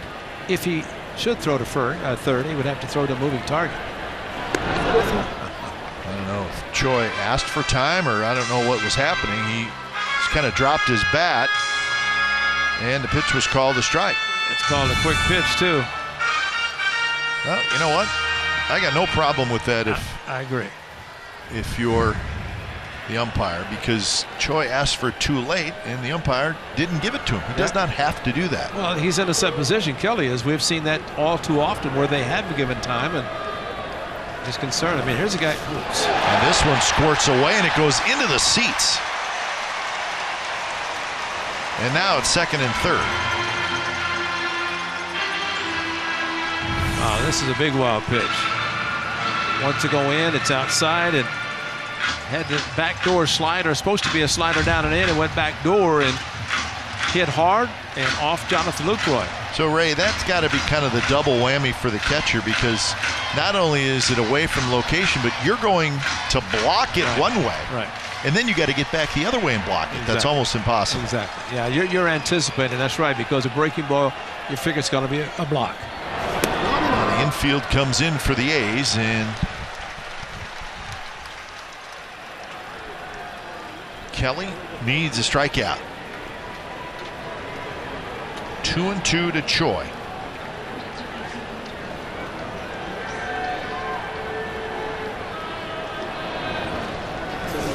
Choi went around. Yes, he did. So there's one big strikeout. You know, I think the pitch where he asked for time didn't get it, and then a little too aggressive, and there's the loop with the swing of the bat, and a tag is Jonathan Lucroy tagged him and then asked, but it had already been asked. So here's Pham. You see Lucroy come out in front of home plate, Ray? And he was telling the corner infielders, watch the bunt. Yep. Pham had a bloop double, and he scored in the fourth inning. But again, with Matt Chapman, everybody else even on really the turf, but Matt Chapman about 5 steps behind third base. So where Chapman is playing, of course, a strong arm, great range, and he may be able to take away a hit and throw quickly enough to the plate. Pham takes high. Tommy Pham has a 17-game hitting streak thanks to his double that was in the fourth inning. During that streak, a .409 batting average. So he was struggling some with the Cardinals after a very fine season last year. He's a hot hitter. First strike. I think one of the things that Sean Kelly does so well is Ryan Book to the lefty gets loose. Joey Wendell, the lefty in the on-deck circle. But for Sean Kelly, out of nobody on base, he can do anything he wants. But he also does it out of the stretch with somebody on base. He'll pause. Sometimes he'll pause and then go quickly. Pop up. Olsen. Keep an eye on Malik Smith. Malik Smith coming down the line, and then he stops, and that's a huge out. Well, he drew a throw, and it's Sean Kelly doing a great job backing up the throw after the pop-up, the throw in to watch Sean Kelly, if you get a chance to see him with the pop-up. But Sean Kelly, once he sees where the ball is, he hustled behind home plate. The throw comes in to Jonathan Lucroy, and right behind him, Tom Smith did a good job. I mean, just to draw the throw, that's all you're trying to do. With his speed, you never know if he's going to come down.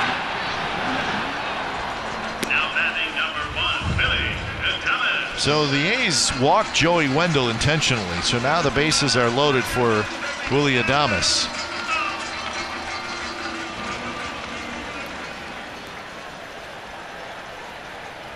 Adames has struck out and singled.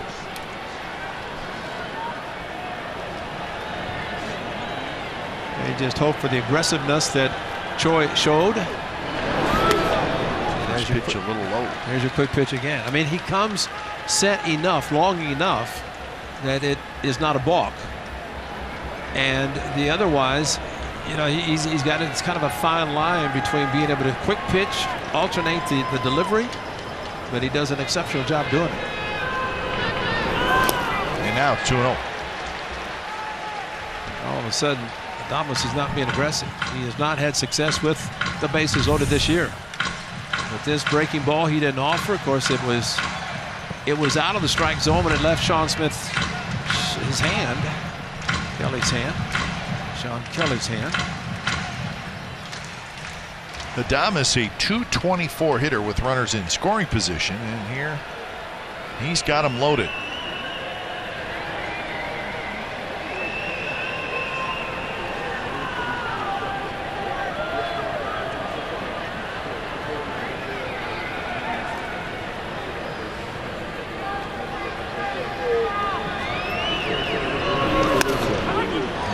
A strike inside corner. Well, it was a fastball, but pretty good located fastball by Kelly. And that's what you like, not just to throw a room service pitch where you can unload. 2-0.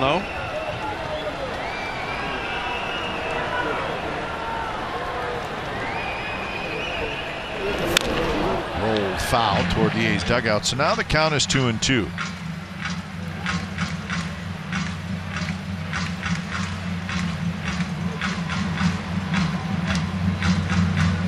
0 for 7 with the bases loaded this year. Hit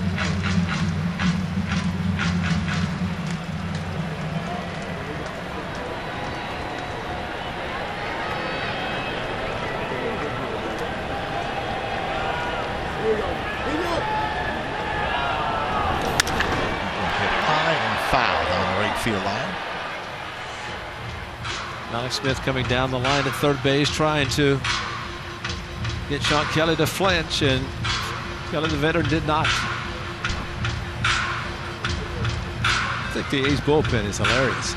It's almost like they're at the beach, just kind of kicking back on the ground. Fernando Rodney. Yeah, petite and familiar. Just you guys sit on the chairs. I don't care. We'll just sit down here. We're, you know, just kick back and get loose.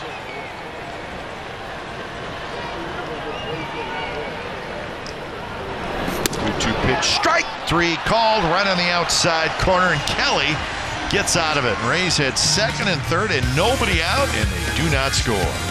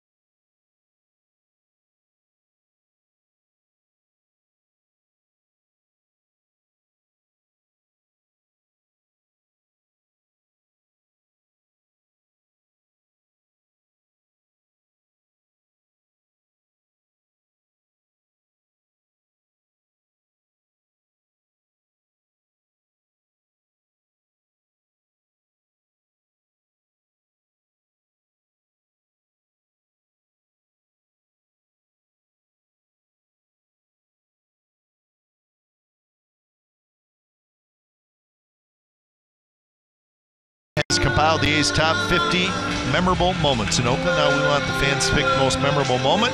Tonight, the World Series sweep of the Giants in 1989 versus the A's win their second consecutive World Series title. That was 1973. Fans vote through our A's Twitter poll. Play that wins advances to face the next memorable moment. That has been a season-long promotion. Did you know that, right? It's been a good one. Colleague Dallas Braden with a perfect game was off the charts with his success. But that's been good. It's been a great year, the 50th anniversary. If the A's could really make it a special year, that patch on the shoulder, patch on the caps. I mean, it's been a good year for the A's. Just trying to keep it going. Playing for a lot in the month of September. 2-0 to Chris Davis, facing Chaz Rowe. His 50th anniversary. It's on the right sleeve of all the players, coaches. That is Matt Williams, third base coach. Been a great cap giveaway with that logo on the side. In first strike. 2-1 the count. I kept watching Chris Smith, and we have seen his power to the opposite field. But watching him spring training, taking pitches, and it's amazing to be behind the cage and see some of the swings and locations. Said, how does he get the ball out to right field? Well, if it's up and it's in, it could go out to the right side. Watch out, catwalk. I think it got close. I'm not an expert, but I think it got close. Fans, you have the chance to win a game-worn autographed jersey off the back of an A's player or coach following the game on Saturday, September the 22nd. Fans will make a donation to the Oakland A's Community Fund at home games from September the 1st to the 22nd. Will receive a scratcher card for their chance to win. Fans will also have the chance to win autographed baseball's A's Swag 2019 Suite and more. Find a designated team member throughout the ballpark. Visit section 217 for your chance to win. So we got a new pitcher coming in for the Rays here in the top of the 7th.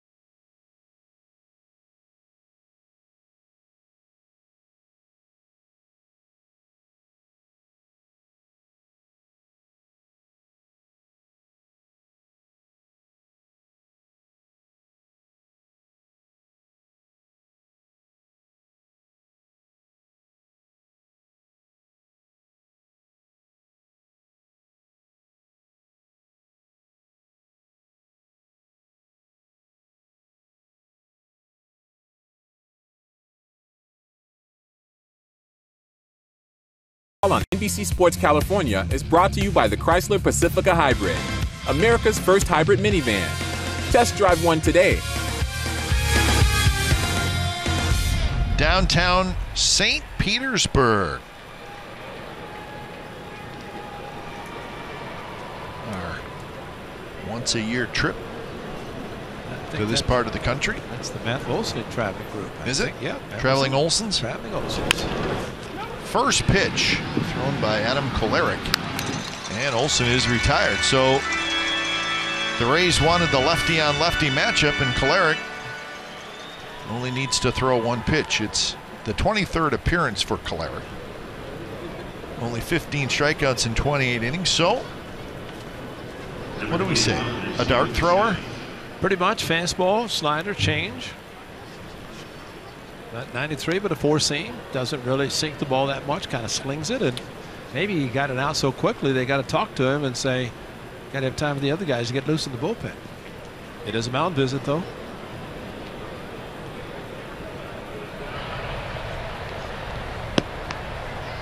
Kittredge and Alvarado. And here comes Mr. Cash.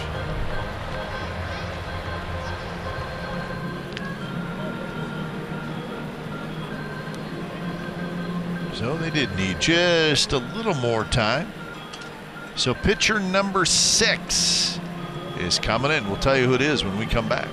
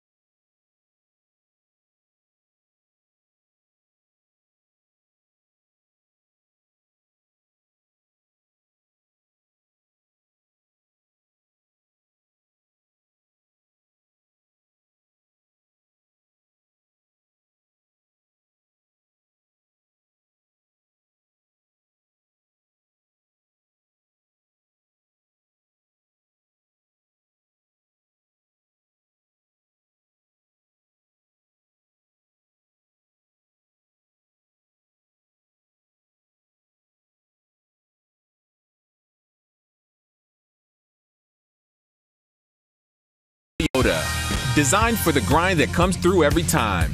See your local Toyota dealer today. Toyota, let's go places. By Southwest Airlines, low fares, no hidden fees. That's transparency. And by Xfinity, X1 will change the way you experience TV.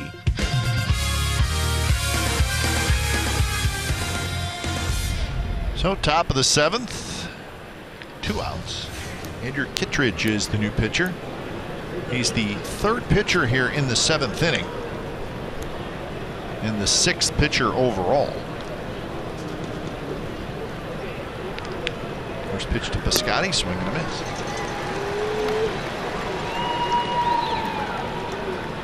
13 relievers. That's the count for the Rays. The A's have 17. Or at least that many walked to the bullpen of Baltimore. The Rays have 8 right-handed relievers. They have 5 left-handed relievers. And it's quickly 0-2 to Piscotty. Sitting on this 14-game hitting streak, so he needs the base hit. And he went around. Home plate umpire called it. Piscotty says, how about checking with Larry Vanover? That's not going to happen. And ends up being a 3-up, 3-down inning. Did he go? Yes, he did. I think he did. 7th inning stretch time coming up from Tropicana Field.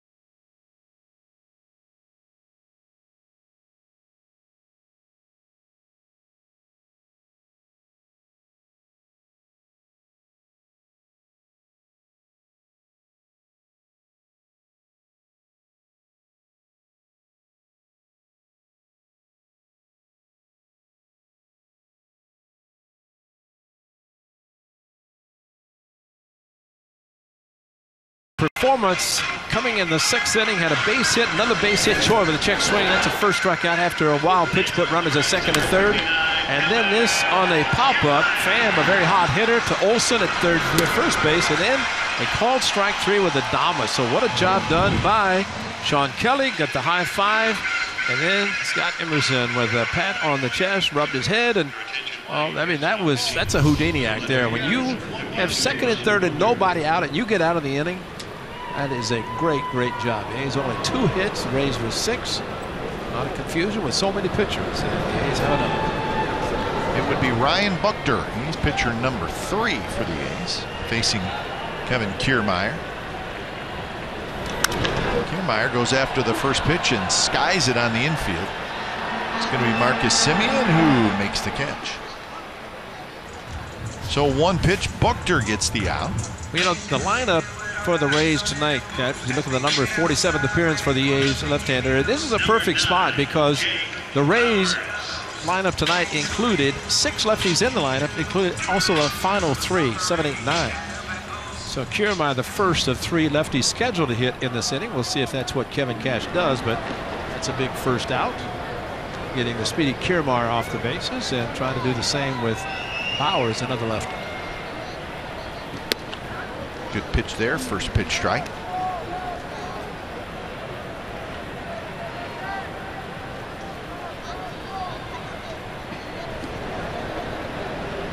Bowers a pop out to second and a walk.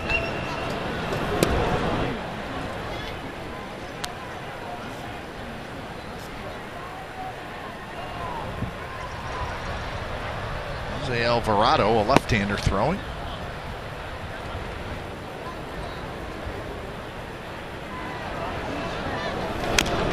Big bouncer foul headed for the dugout.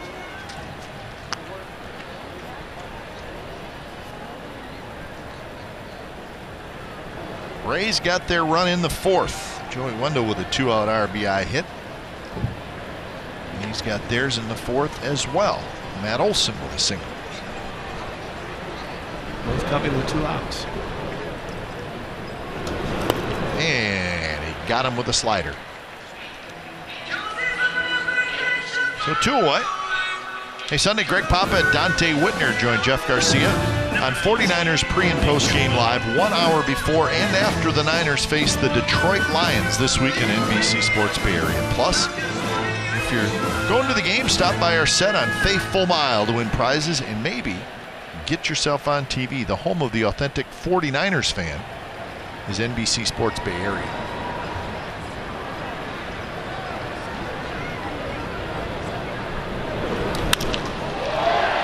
In the air, right center, hit pretty well. Laureano on the move. Piscotty is there instead. Piscotty grabs it, and Laureano goes flying by, and it's an out. 6 pitches for Buchter. He gets the job done.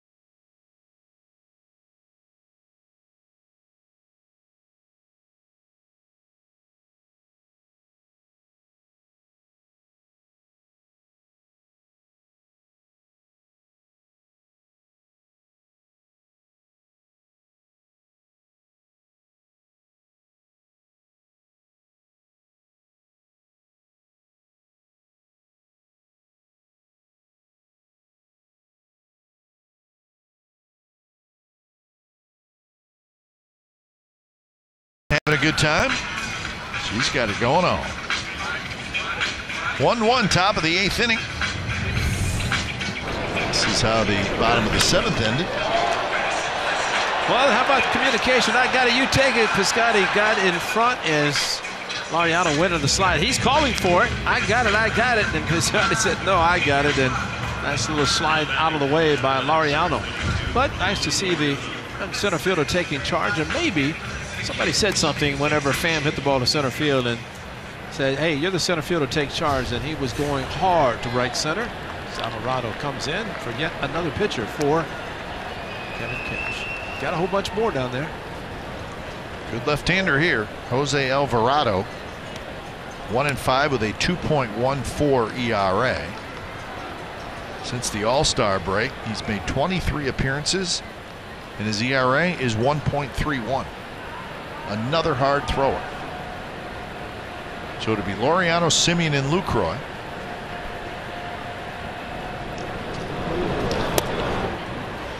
.97 miles an hour.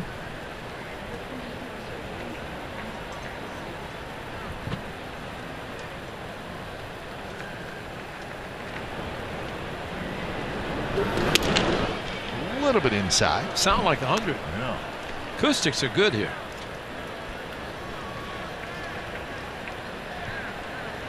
This is the A's inning. They've scored 107 runs in the 8th inning. 107th to his last night. They're looking for 108th or 9th.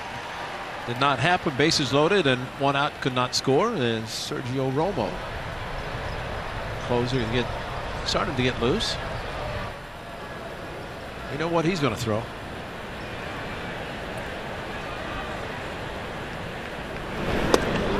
Right there at 98 on the inner half. Pretty good pitch. He is right over the top. See many with this type of a delivery, but man, that is right over the top and that kind of velocity. Better be ready. You know, if he threw a split, he would be swinging at it as soon as he leaves his hand. And strike 3 called on the inside corner.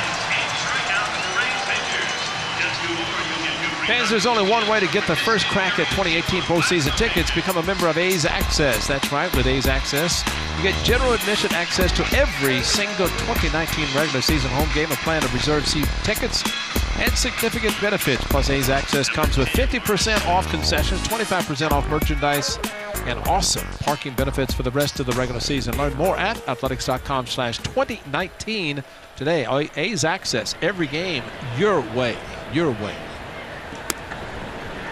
That's the key. It's your way. Marcus Simeon, a walk and a strikeout so far tonight. His last hit was Matt Olson's RBI single in the 4th inning.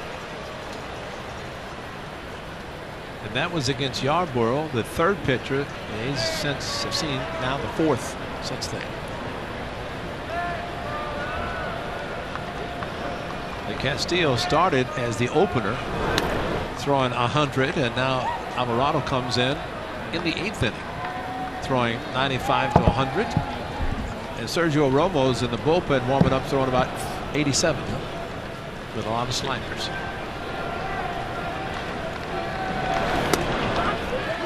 Now 2-2 to Marcus.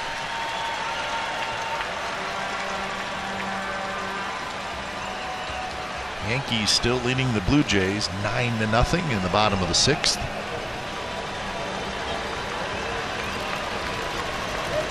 Alvarado deals. This one, high heater and 97.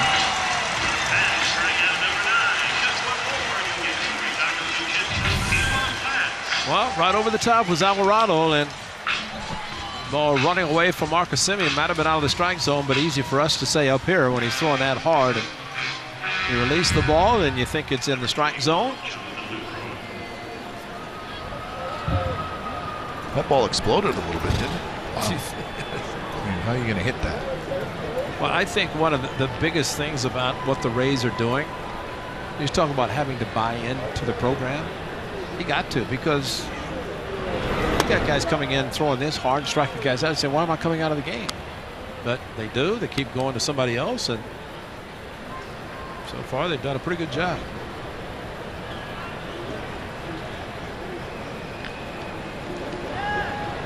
Want to know to Lucroy. Lucroy has hit into a double play and hit a fly ball to right field.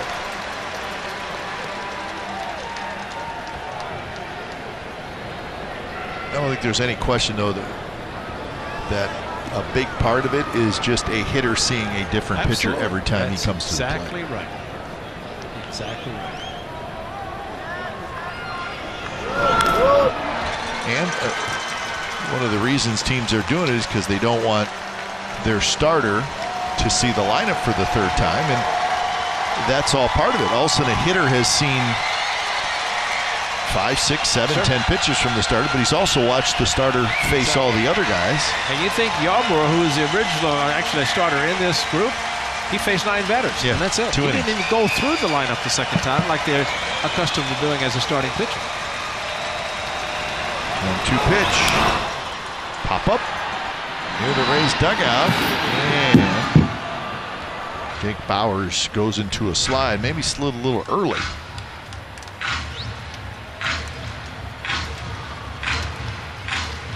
You know what the A's have done with their opener, as Bauers did leave a little bit early, maybe realized he didn't have a chance, didn't want to go into the rail.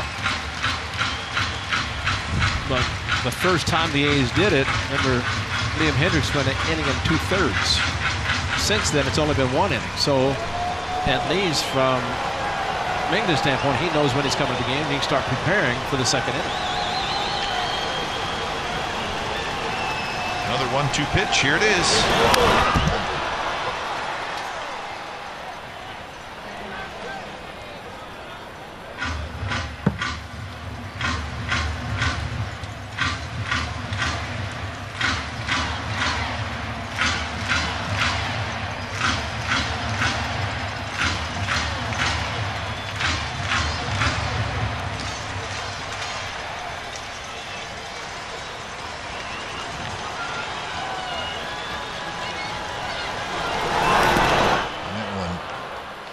Blocked by Shufo. Good luck. Yeah, he doesn't look like he's feeling all that great right now. 2 strikes. I have to block it. Oh, in the chest protector. It looks great, but it doesn't do much help. Okay, another pinch hitter in the on-deck circle for the leadoff hitter. All right, Chad Pinder.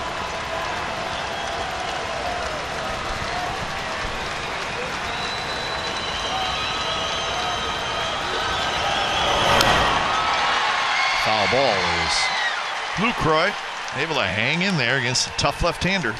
Wear him out, Luke.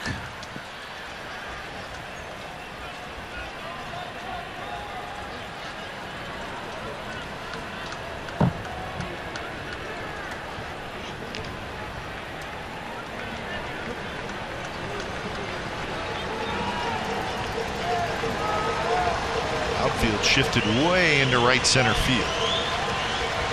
Fan is way off the line and left. Lucroy again fouls it. The Rays are clearly saying, Jonathan Lucroy, we don't think you can pull this guy. Exactly right. Considering where the left fielder is playing, you're right.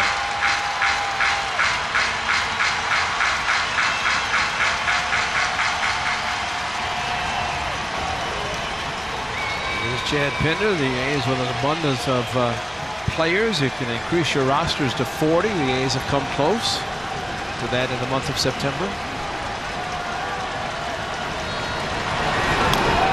Tried something off speed, did Alvarado. Now the 10th coming up to Jonathan Lucroy. This has been a good at bat. He's fouled off of 4 pitches with a couple of strikes.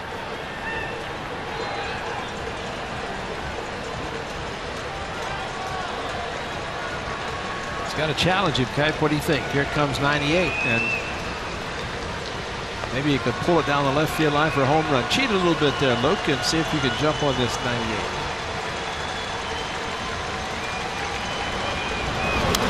Fouled it back again.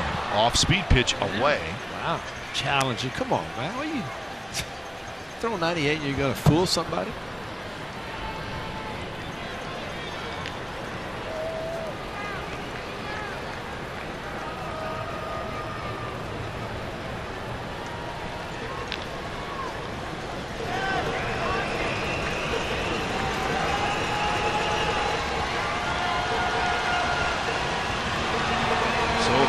Continues. Alvarado, Lucroy. So he went with a 98-mile-an-hour fastball, and Jose Alvarado strikes out the side. Bottom of the 8th coming up. It's a 1-1 game.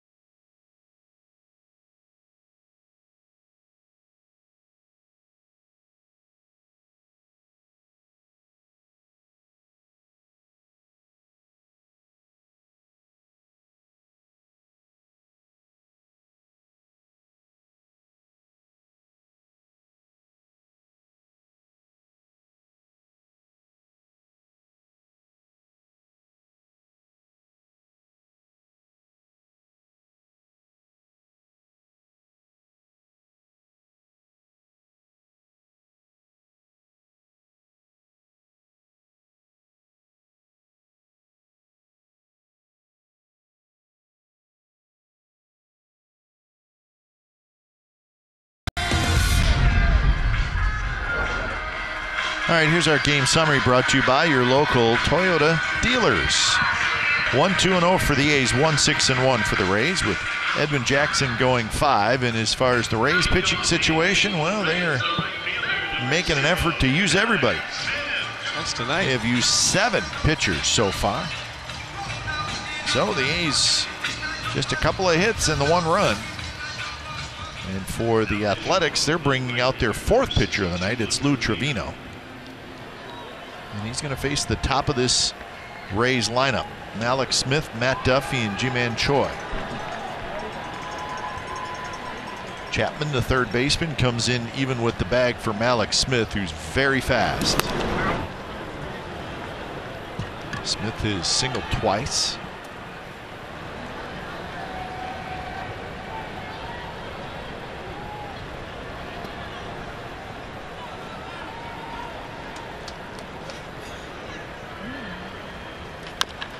Big bouncer, but it's right to Olsen, who steps on the bag. That's perfect. Don't have to worry about rushing on something like that. One big hop to Matt Olsen, catches, tags the bag, and 2 pitches, and the speedster's off to the bases.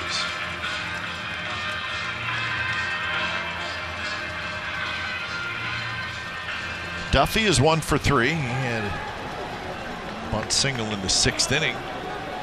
The Rays thought they were in business, and they were in the 6th inning, but at 2nd and 3rd, nobody out. But Sean Kelly was terrific, and he got out of it.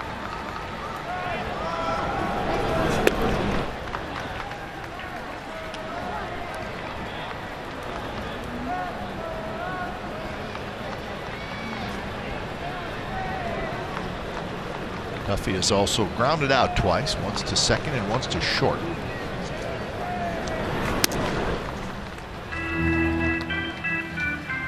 So 2-0 now to Matt Duffy.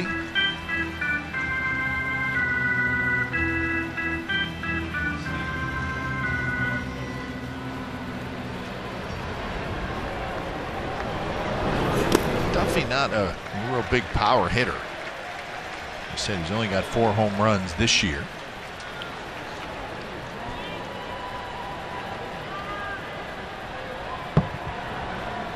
Choi does have pretty good power.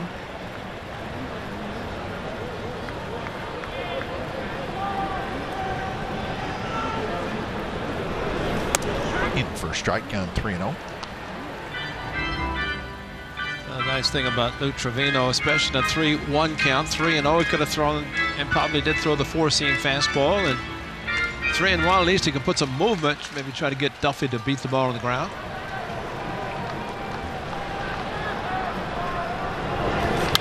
If he hits it foul, right side. 97.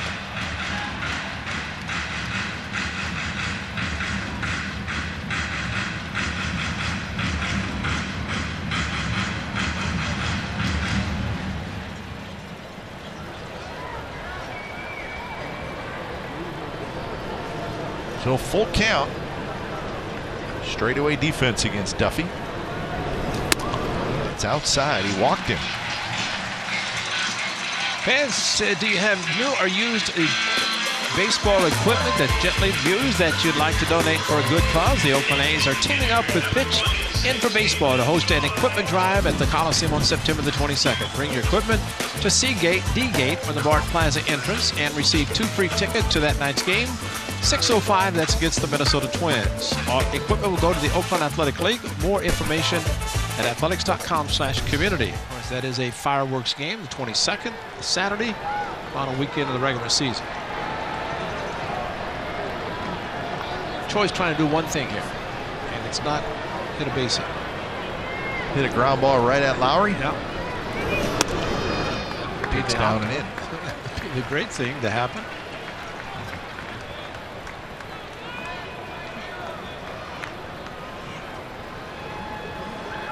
This is kind of a typical Rays game. Yes, it is. Yeah. Not real high scoring, kind of grind through the game. Try to get a big hit or maybe 2. Swing and a miss. Well, this is Monday night. Here is the Rays were down by a run.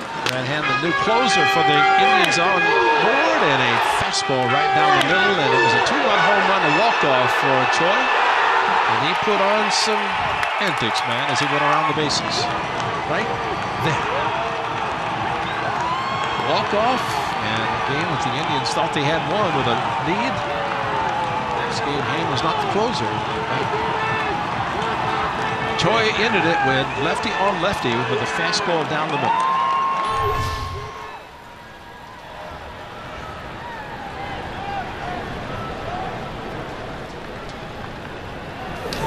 Pitch hit towards center. Laureano now into left center, and he makes the catch. A hard hit ball by right at Laureano. You know, in the second at bat, at the line drive to right field, it's kind of that same inside-out swing, so not letting him extend his arms, which he did in that shot against Brad Hand of the Cleveland Indians. Whereas Hand also the lefty that gave up the home run to Stephen Piscotty in San Diego before he was traded to the Indians. 2 outs for Tommy Pham.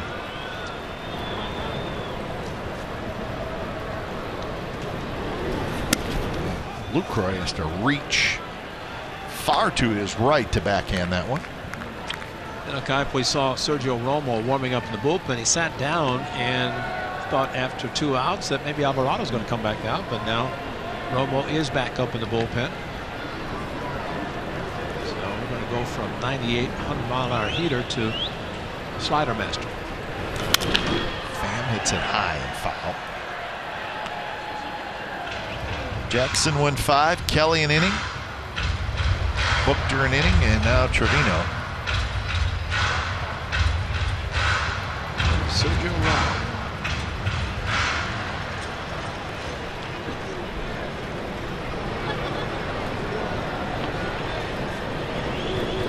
Duffy has 10 steals. And that strike. Pham took it.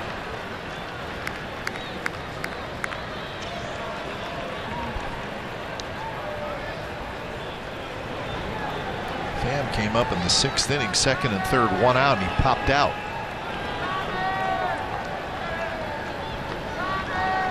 Chapman guarding the line at third.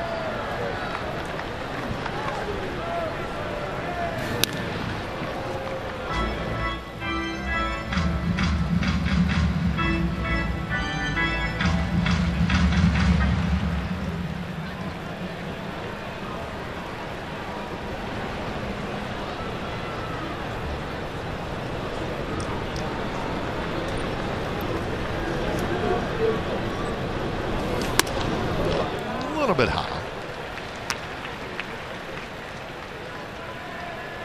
So 2-2 to Tommy Pham. I was thinking Cardinals traded Piscotty in the offseason and Tommy Pham earlier this year. That's two pretty good young outfielders. Swing and a miss. He struck him out, and that's the inning. So a walk, but no damage done, and we're on to the ninth. This ball game still tied at 1.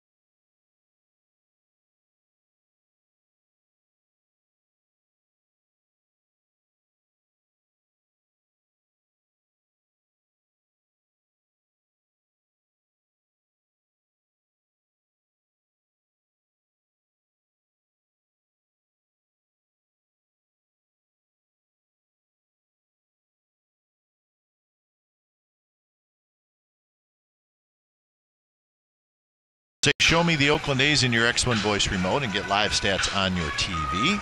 Change the way you experience TV with Xfinity X1. Top of the ninth inning. It's a 1-1 game from Tropicana Field. So Sergio Romo, after Pinder was announced, he now comes into the game. So we'll step aside. We'll have the Pinder-Romo matchup when we come back.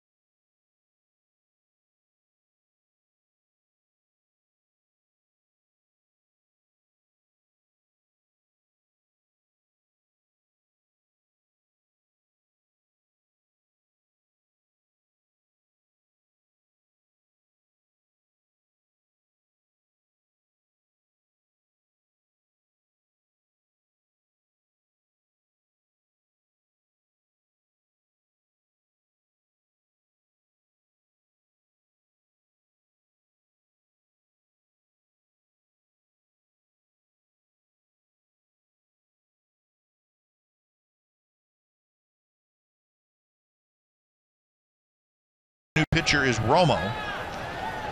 Sergio Romo, the 35-year-old veteran right-hander. First pitch is down and away. Yeah, to be honest, I'm happy Alvarado's out of the game. Got thrown that hard, and Romo, who has not pitched in a while, and it's been an opener. Mostly a slider pitcher. Jake Bauers drifting into foul territory, and he's got it.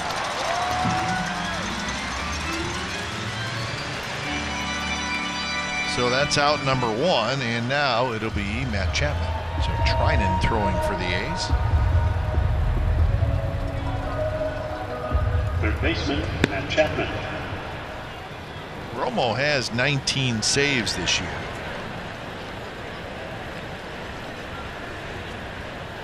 Well, he's been an opener and a closer. That's right. He's been both. Well, he was the original opener, wasn't he? That's right. In Anaheim. That's right. He started it all. There's that slider that he's thrown thousands and thousands of times in his career. Of course, Romo had the great years with the Giants, and then in 2017 started the season with the Dodgers and just did not pitch very well, and then was traded to the Rays, and he pitched extremely well. And doing it again this year, so he just keeps rolling along.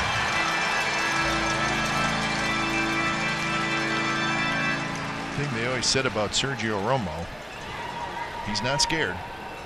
No. He just says, here it is. Yeah. And it's mostly sliders. Was it?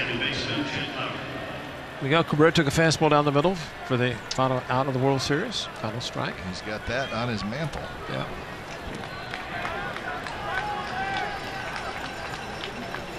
So now he faces Lowry.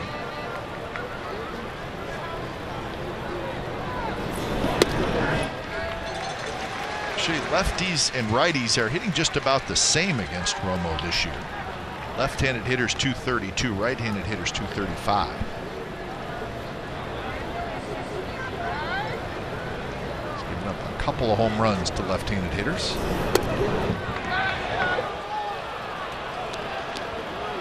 And Romo turned his ankle a little bit or something. He's going to go for a little walk.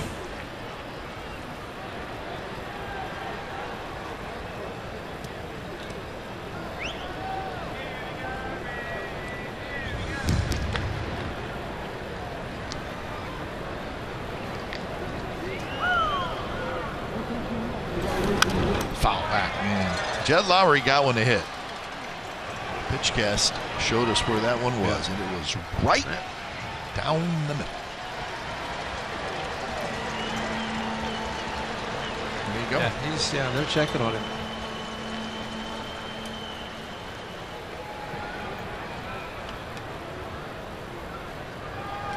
Yeah, he kind of hobbled after the last pitch. Then the previous one, it looked like he had done something to his ankle.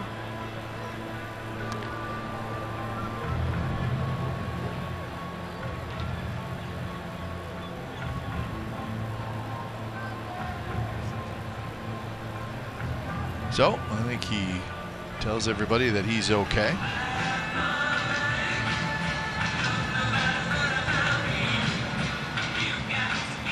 He's still walking around a little bit. Looks a little uncomfortable. Now watch as he follows through after this pitch.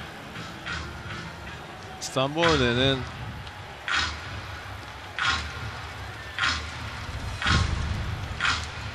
has to go to his mouth with his hands. I mean, that's customary for him. Every pitch to go to his mouth. Yep. Wipe it off. 1-2. That one sinks down and away.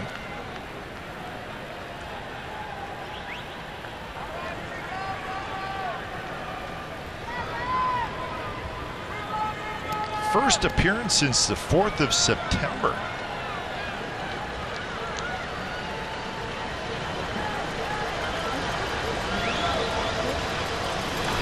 Lowry rolls that one foul. Don't know what the reason is for that. Statistically, he's been pitching well.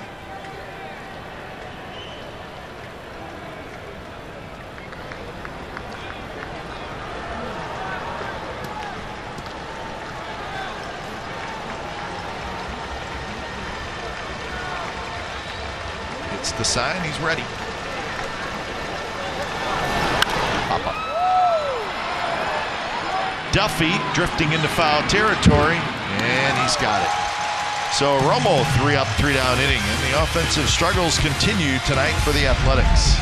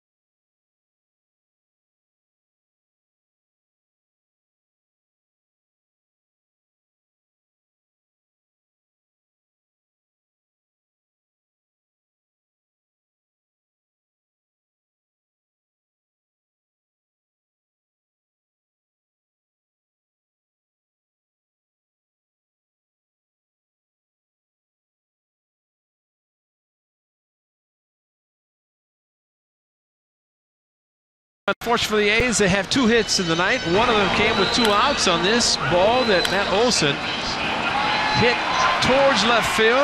Adames knocked it down, but Matt Chapman able to score. Matt Chapman had doubled. That's it, folks, for the Athletics. And in fact, the E6, when Matt Joyce pinched hit back in the 6th inning, he reached base, but was eliminated. The pinch runner Fowler was eliminated on the double play. But since Matt Olson's base hit, the A's have had a 1 base runner, and he was eliminated with a double play. So Blake Trinan comes in an unusual circumstance, that is to try to send the A's back into the 10th inning, pitch of the 9th against Joey Wendell. First pitch to Wendell. He's up and away. Trinan did not pitch. He hadn't pitched since Sunday. Time to get him in there. Yeah, because he had the off day Monday, off day Tuesday, didn't pitch Wednesday or Thursday. Wendell hits it hard, but Olson scoops it up. So 1 away in the bottom of the 9th inning.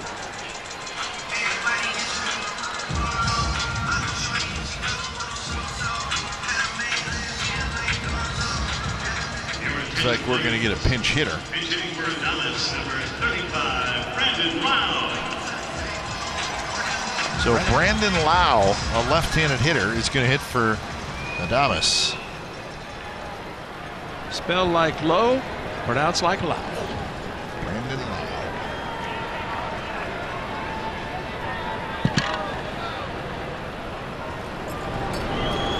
And he's had to explain that a few times, don't you think? Wait a minute. It says low, doesn't it? Yes, but it's not that. It's not. And he's a pinch hitter, and Blake Trinan is the pitcher. Trinan could go 2 innings if it goes beyond the 9th. And he, I don't know if he went around or not, but it was called a strike.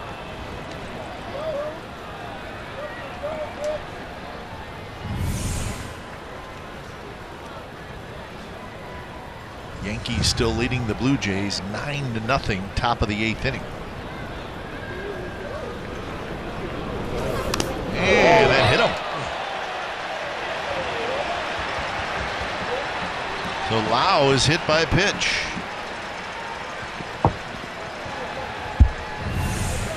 Well, it sounded like a thud. He's leaning over the plate. The ball got him in the back elbow, the left elbow. Watch the left elbow without the sleeve.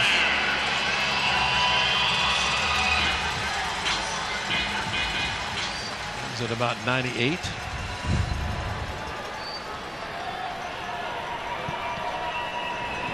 So Lau is aboard with 1 out. And here's Kiermaier. On deck is Jake Bauers. Well, the Rays have the winning run on the base pass.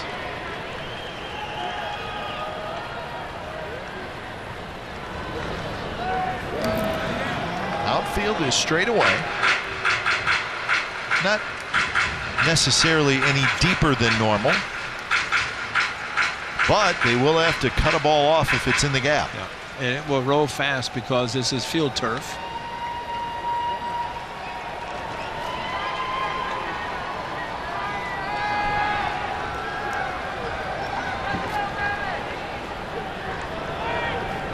Kiermaier is 0 for 3. Reached on a fielder's choice in the 5th inning.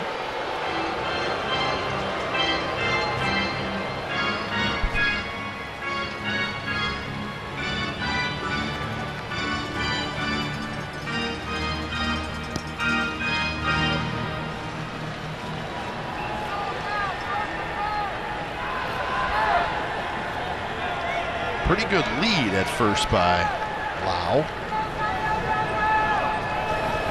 A swing and a miss. That one running in on Kiermaier.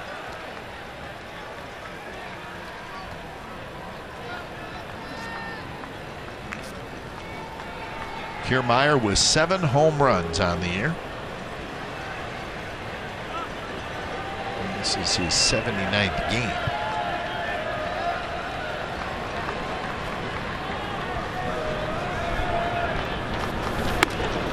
Inside by just a little bit. It's happening. You saw with Lau and same with Kiermaier. They start leaning towards the outside part of the plate, kind of diving a little bit so the ball's up and in. Unfortunately, the one hit Lau to put him at first base, but Kiermaier was almost hit the same way. That's why pitchers like to say, I want both sides of the plate.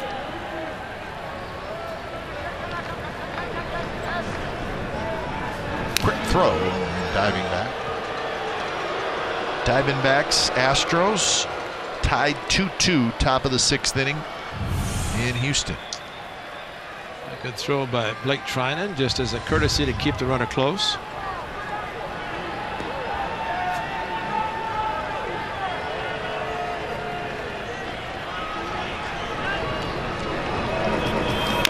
Tap slowly toward Olsen. Olsen scoops it, and he'll put the tag on Kiermaier.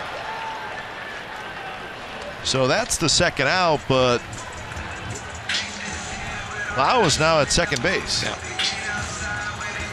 In a cab, you go back to the 7th inning, and we talked about Buchter coming in. Here's the nice play by Matt Olsen. Really, just one play. Catch it, tag is Kiermaier out of the baseline, but it does put the go-ahead run at second base. But back in the 7th inning, Buchter came in. Kevin Cash did not pinch hit for one of his lefties in the bottom third of the batting order. And one of those reasons was because Buchter is out. The only lefty for the Athletics other than Buchter is Keith Hefford, one of the September callers. So lefty Bauers is hitting.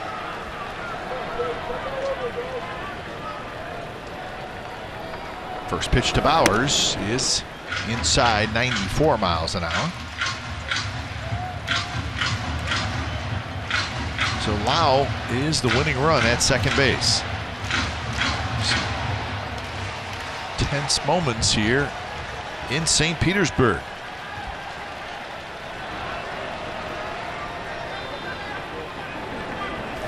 Way inside. And the count 2-0.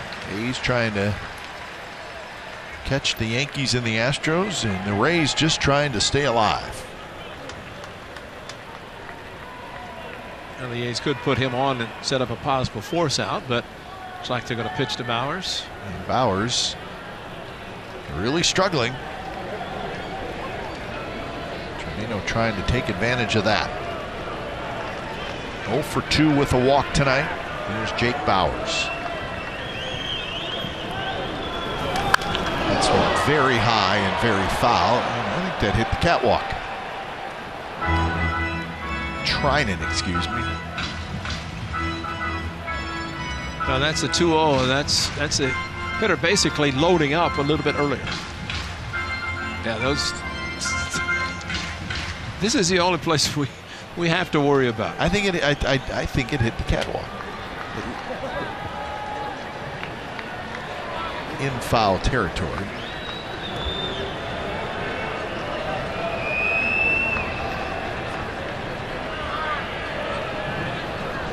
Trying and looks and deals.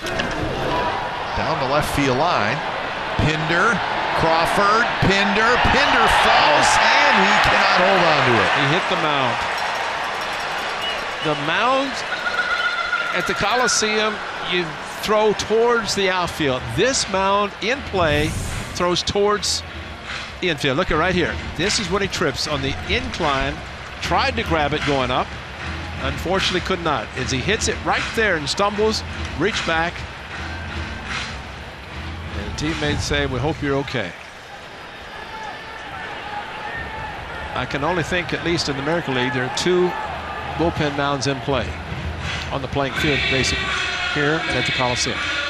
It's just the difference. When you pitch here, you're warming up with the ball. If it eludes the catcher, comes rolling down towards home plate. That's too bad. Looked like he was going to be able to catch it, but hit the incline. So 2-2 to Jake Bowers.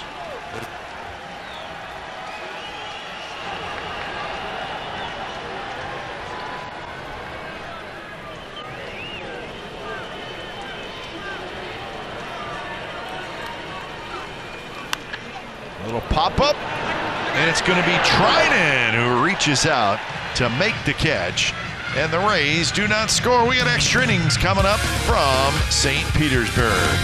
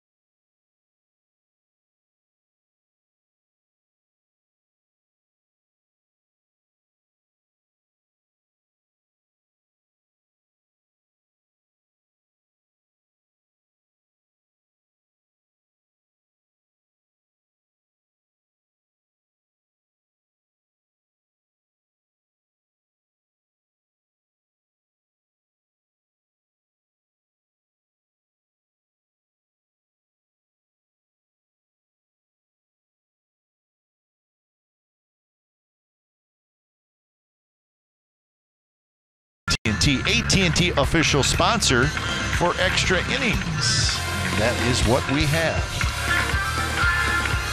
So a 1-1 game, just not a lot of offense tonight. Chris Davis, he'll try to get into one. New pitcher is Jamie Schultz, a right-hander. He is pitcher number 9 in the game for the Rays. So Jamie Schultz takes over. Castillo, Stanek, Yarbrough, Rowe, Kolarek, Kittredge, Alvarado, Romo, Schultz. Could you say that again? Unbelievable. That is Lau, who stayed in the game at second with Joey Wendell moving over to shortstop. The very versatile Joey Wendell. 2-0 to Chris Davis.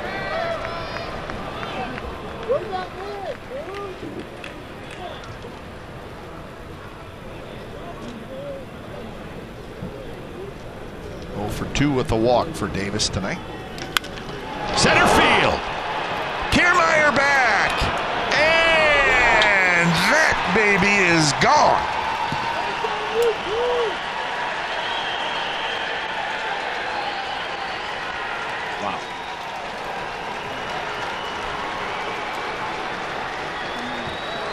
Well, you said it best, Kipe. You said he's going to get into one, or he's capable of getting into one. He got into one. He had a home run against the Mariners. He had a home run against the Rangers. Did not homer against the Orioles, but a big one in the 10th inning tonight. So, indeed, a big one. Gives the A's the 2-1 lead. And his 42nd home run. And a 2-0 fastball tried to challenge him, and Schultz gave it up.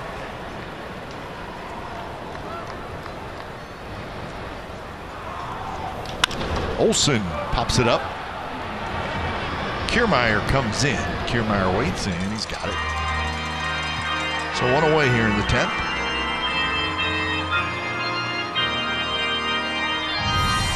Schultz throws a fastball mid-90s, and you throw a good fastball down the middle. I don't care how hard you throw it.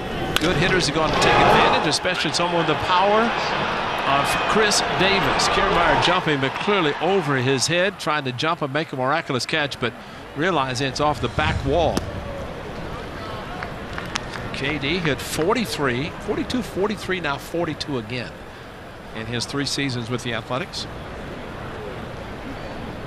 So jumps ahead of J.D. Martinez for the not only the American League lead, but also the Major League lead.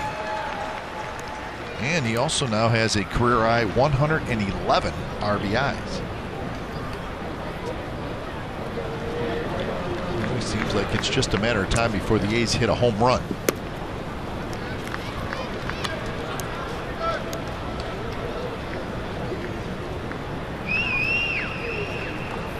So Trinan will indeed stay in the game now. Yeah, that's what I thought when he came in. Since he had not pitched, he's capable, as we have seen him go multiple innings.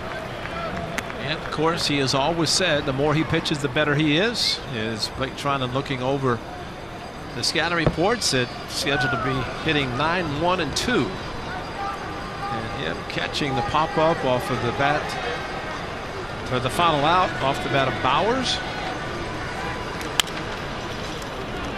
Tough play. Duffy on the backhand, and he throws on the run. Nice play by Matt Duffy.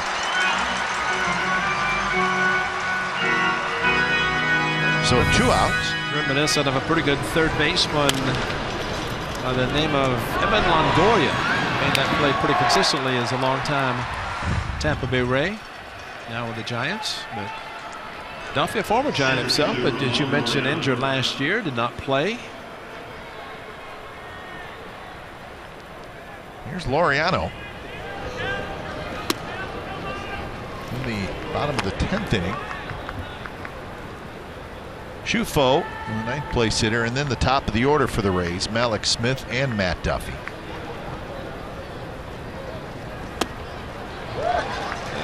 Maybe it's fitting that Schultz made his major league debut against the A's at the Coliseum on the 29th of May. Struck out 3 batters in 1 inning that he pitched, and tonight, first batter he faces since that time against the Athletics, it's a home run.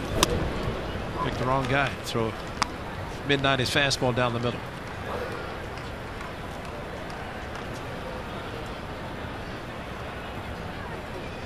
And I agree with you, just a matter of time. A's had not gotten but 2 hits in the 4th inning, and that's it. I think too, and Chris Davis leading off the bottom of the top of the 10th inning, you have to go after him. I mean, you're not going to pitch around him. You're not going to. You got to go after him. Yeah, and the mistake. Can't put him on. Yeah, Schultz made the mistake by falling behind 2-0. That's where you make the mistake. Exactly. You're right. And then to your point about challenging, and here's what happened. According to StatCast, off the bat 2-0, 107, 28-degree launch angle, 414 feet, right center. There are not many hitters that can take a mid-90s fastball and do that. But Chris Davis, we have seen often in 3 years, and hoping tonight that one run, if that's all the A's score in this inning, will be enough to hold up.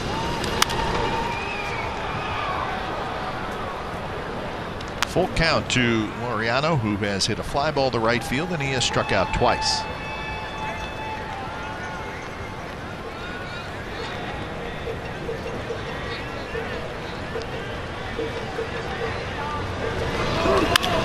Line try, but it's grabbed by Lau. Side retired. Chris Davis comes through again. Home run number 42. There it is, and it gives the A's a 2-1 lead here in the top of the 10th.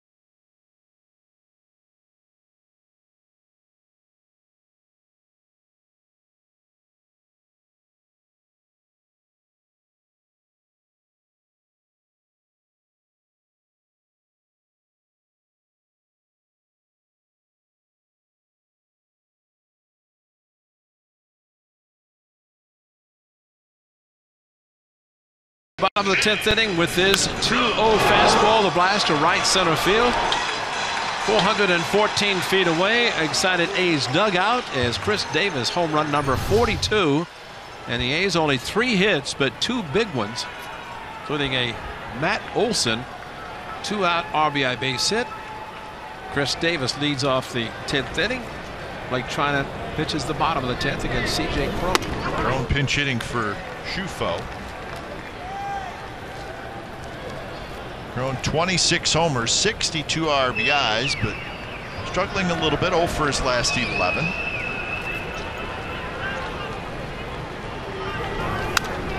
And he pitched it, fouled it straight back.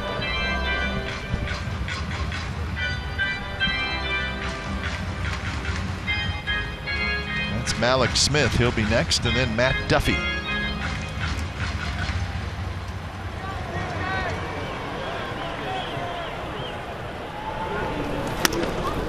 A little bit outside, close pitch. A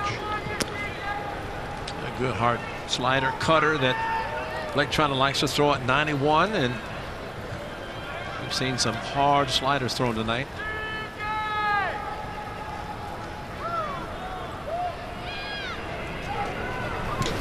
Broken bat, and Chapman comes charging in to grab it. Not the bat, but the ball, but the bat did sail past him. I was watching the bat. Yeah, and the bat went further than the ball. Yeah. And the problem is the end of the bat, or the broken bat, resulted in a spear-like part of the bat. I mean, that's in that ball running in on the kitchen of. You see the bat go. Whew, that's the ball, but the bat to the right of Chapman. So, fortunately, the A's, Matt Chapman, concentrating on the ball instead of the bat.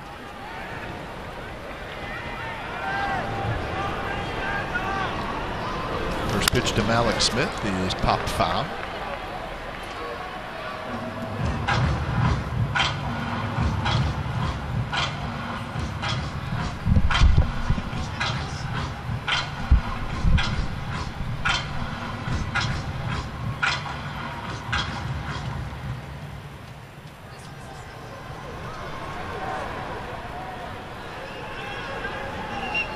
One pitch, swing and a miss. 99 in under the hands. As we always say, we will continue to say, it's such an easy 99 too. Blake Trinan just throws it so easily at 99 miles per hour. And that's with Malik Smith loading up, looking for it, couldn't make contact on it.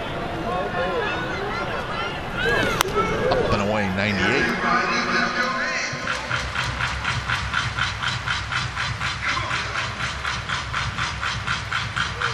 There's the hero for the moment, Chris Davis. How many late inning home runs has he hit this year?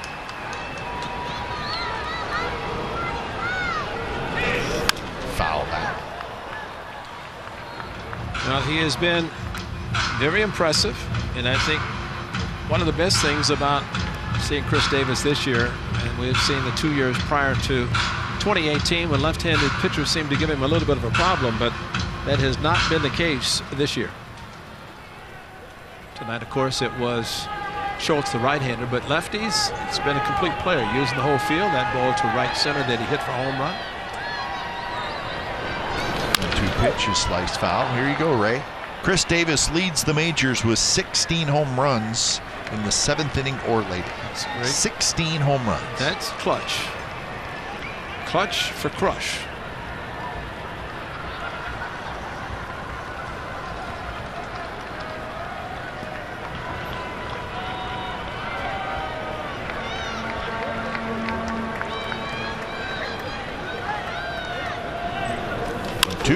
Tap slowly. Lowry's got to hurry. He's got it. His throw is in time.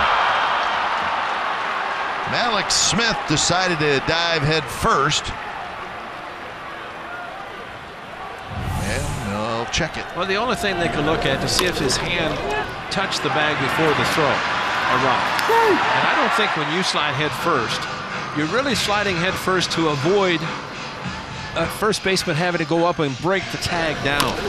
And they're not going to challenge it. You know, it is a 10th inning to get an extra challenge anyway, but they're taking a look. But see, when you, just like when he slid into second base, was tagged on the knee, he thought it was safe, but he was out. And just like that, you don't, I mean, with his speed and the way he ran through the base, when he got the base hit a couple of innings ago, I mean, running is much better than sliding, unless it's an emergency, and that was not. So 2 outs. Final man to get is Duffy. First pitch down and away. Jed Lowry, very quick release on the move and the head first slide, and you see the ball in the glove before the left hand. Plus, you take a serious chance with jamming your fingers into the bag, and the bag is hard. You're sliding into second, you usually have the mitten on, which adds the extension. And now 2-0. Duffy is 1 for 3 tonight. He has singled and he has walked.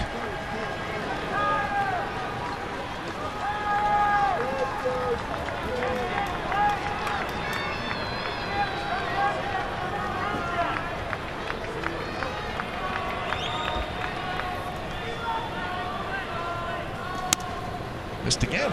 3-0. So 26 pitches for Trinan.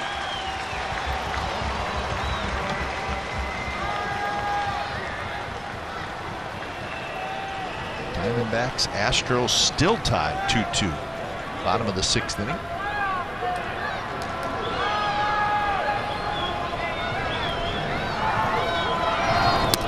Pitch, and that's in the first strike.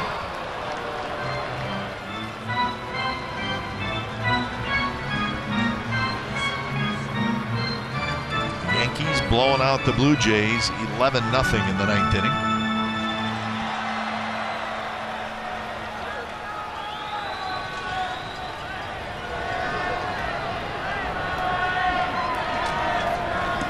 Duffy takes a strike, and now it's 3-2. The 3-0 was towards the outside. The 3-1 more inside. He was leaning out over the outside part of the plate. The pitch was inside. He couldn't do much with it.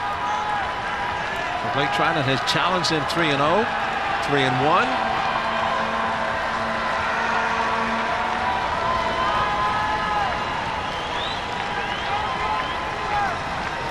Back to the original pitch, which should have been a four-seam fastball. Duffy bounces it over the mound near second base. Simeon's throw is in time, and that's the ball game. So another thrilling victory for the Athletics. They get the Chris Davis home run in the top of the 10th inning, and that was all they needed. So the A's magic number to clinch a postseason spot is now down to 7. That's right, folks, 7. So what a ball game tonight, and the A's win it in 10 innings. Time of game was 3 hours and 5 minutes. The attendance was 11,549. Final score from St. Petersburg, the Athletics 2 and the Rays 1 in 10 innings. Time now for A's Post Game Live.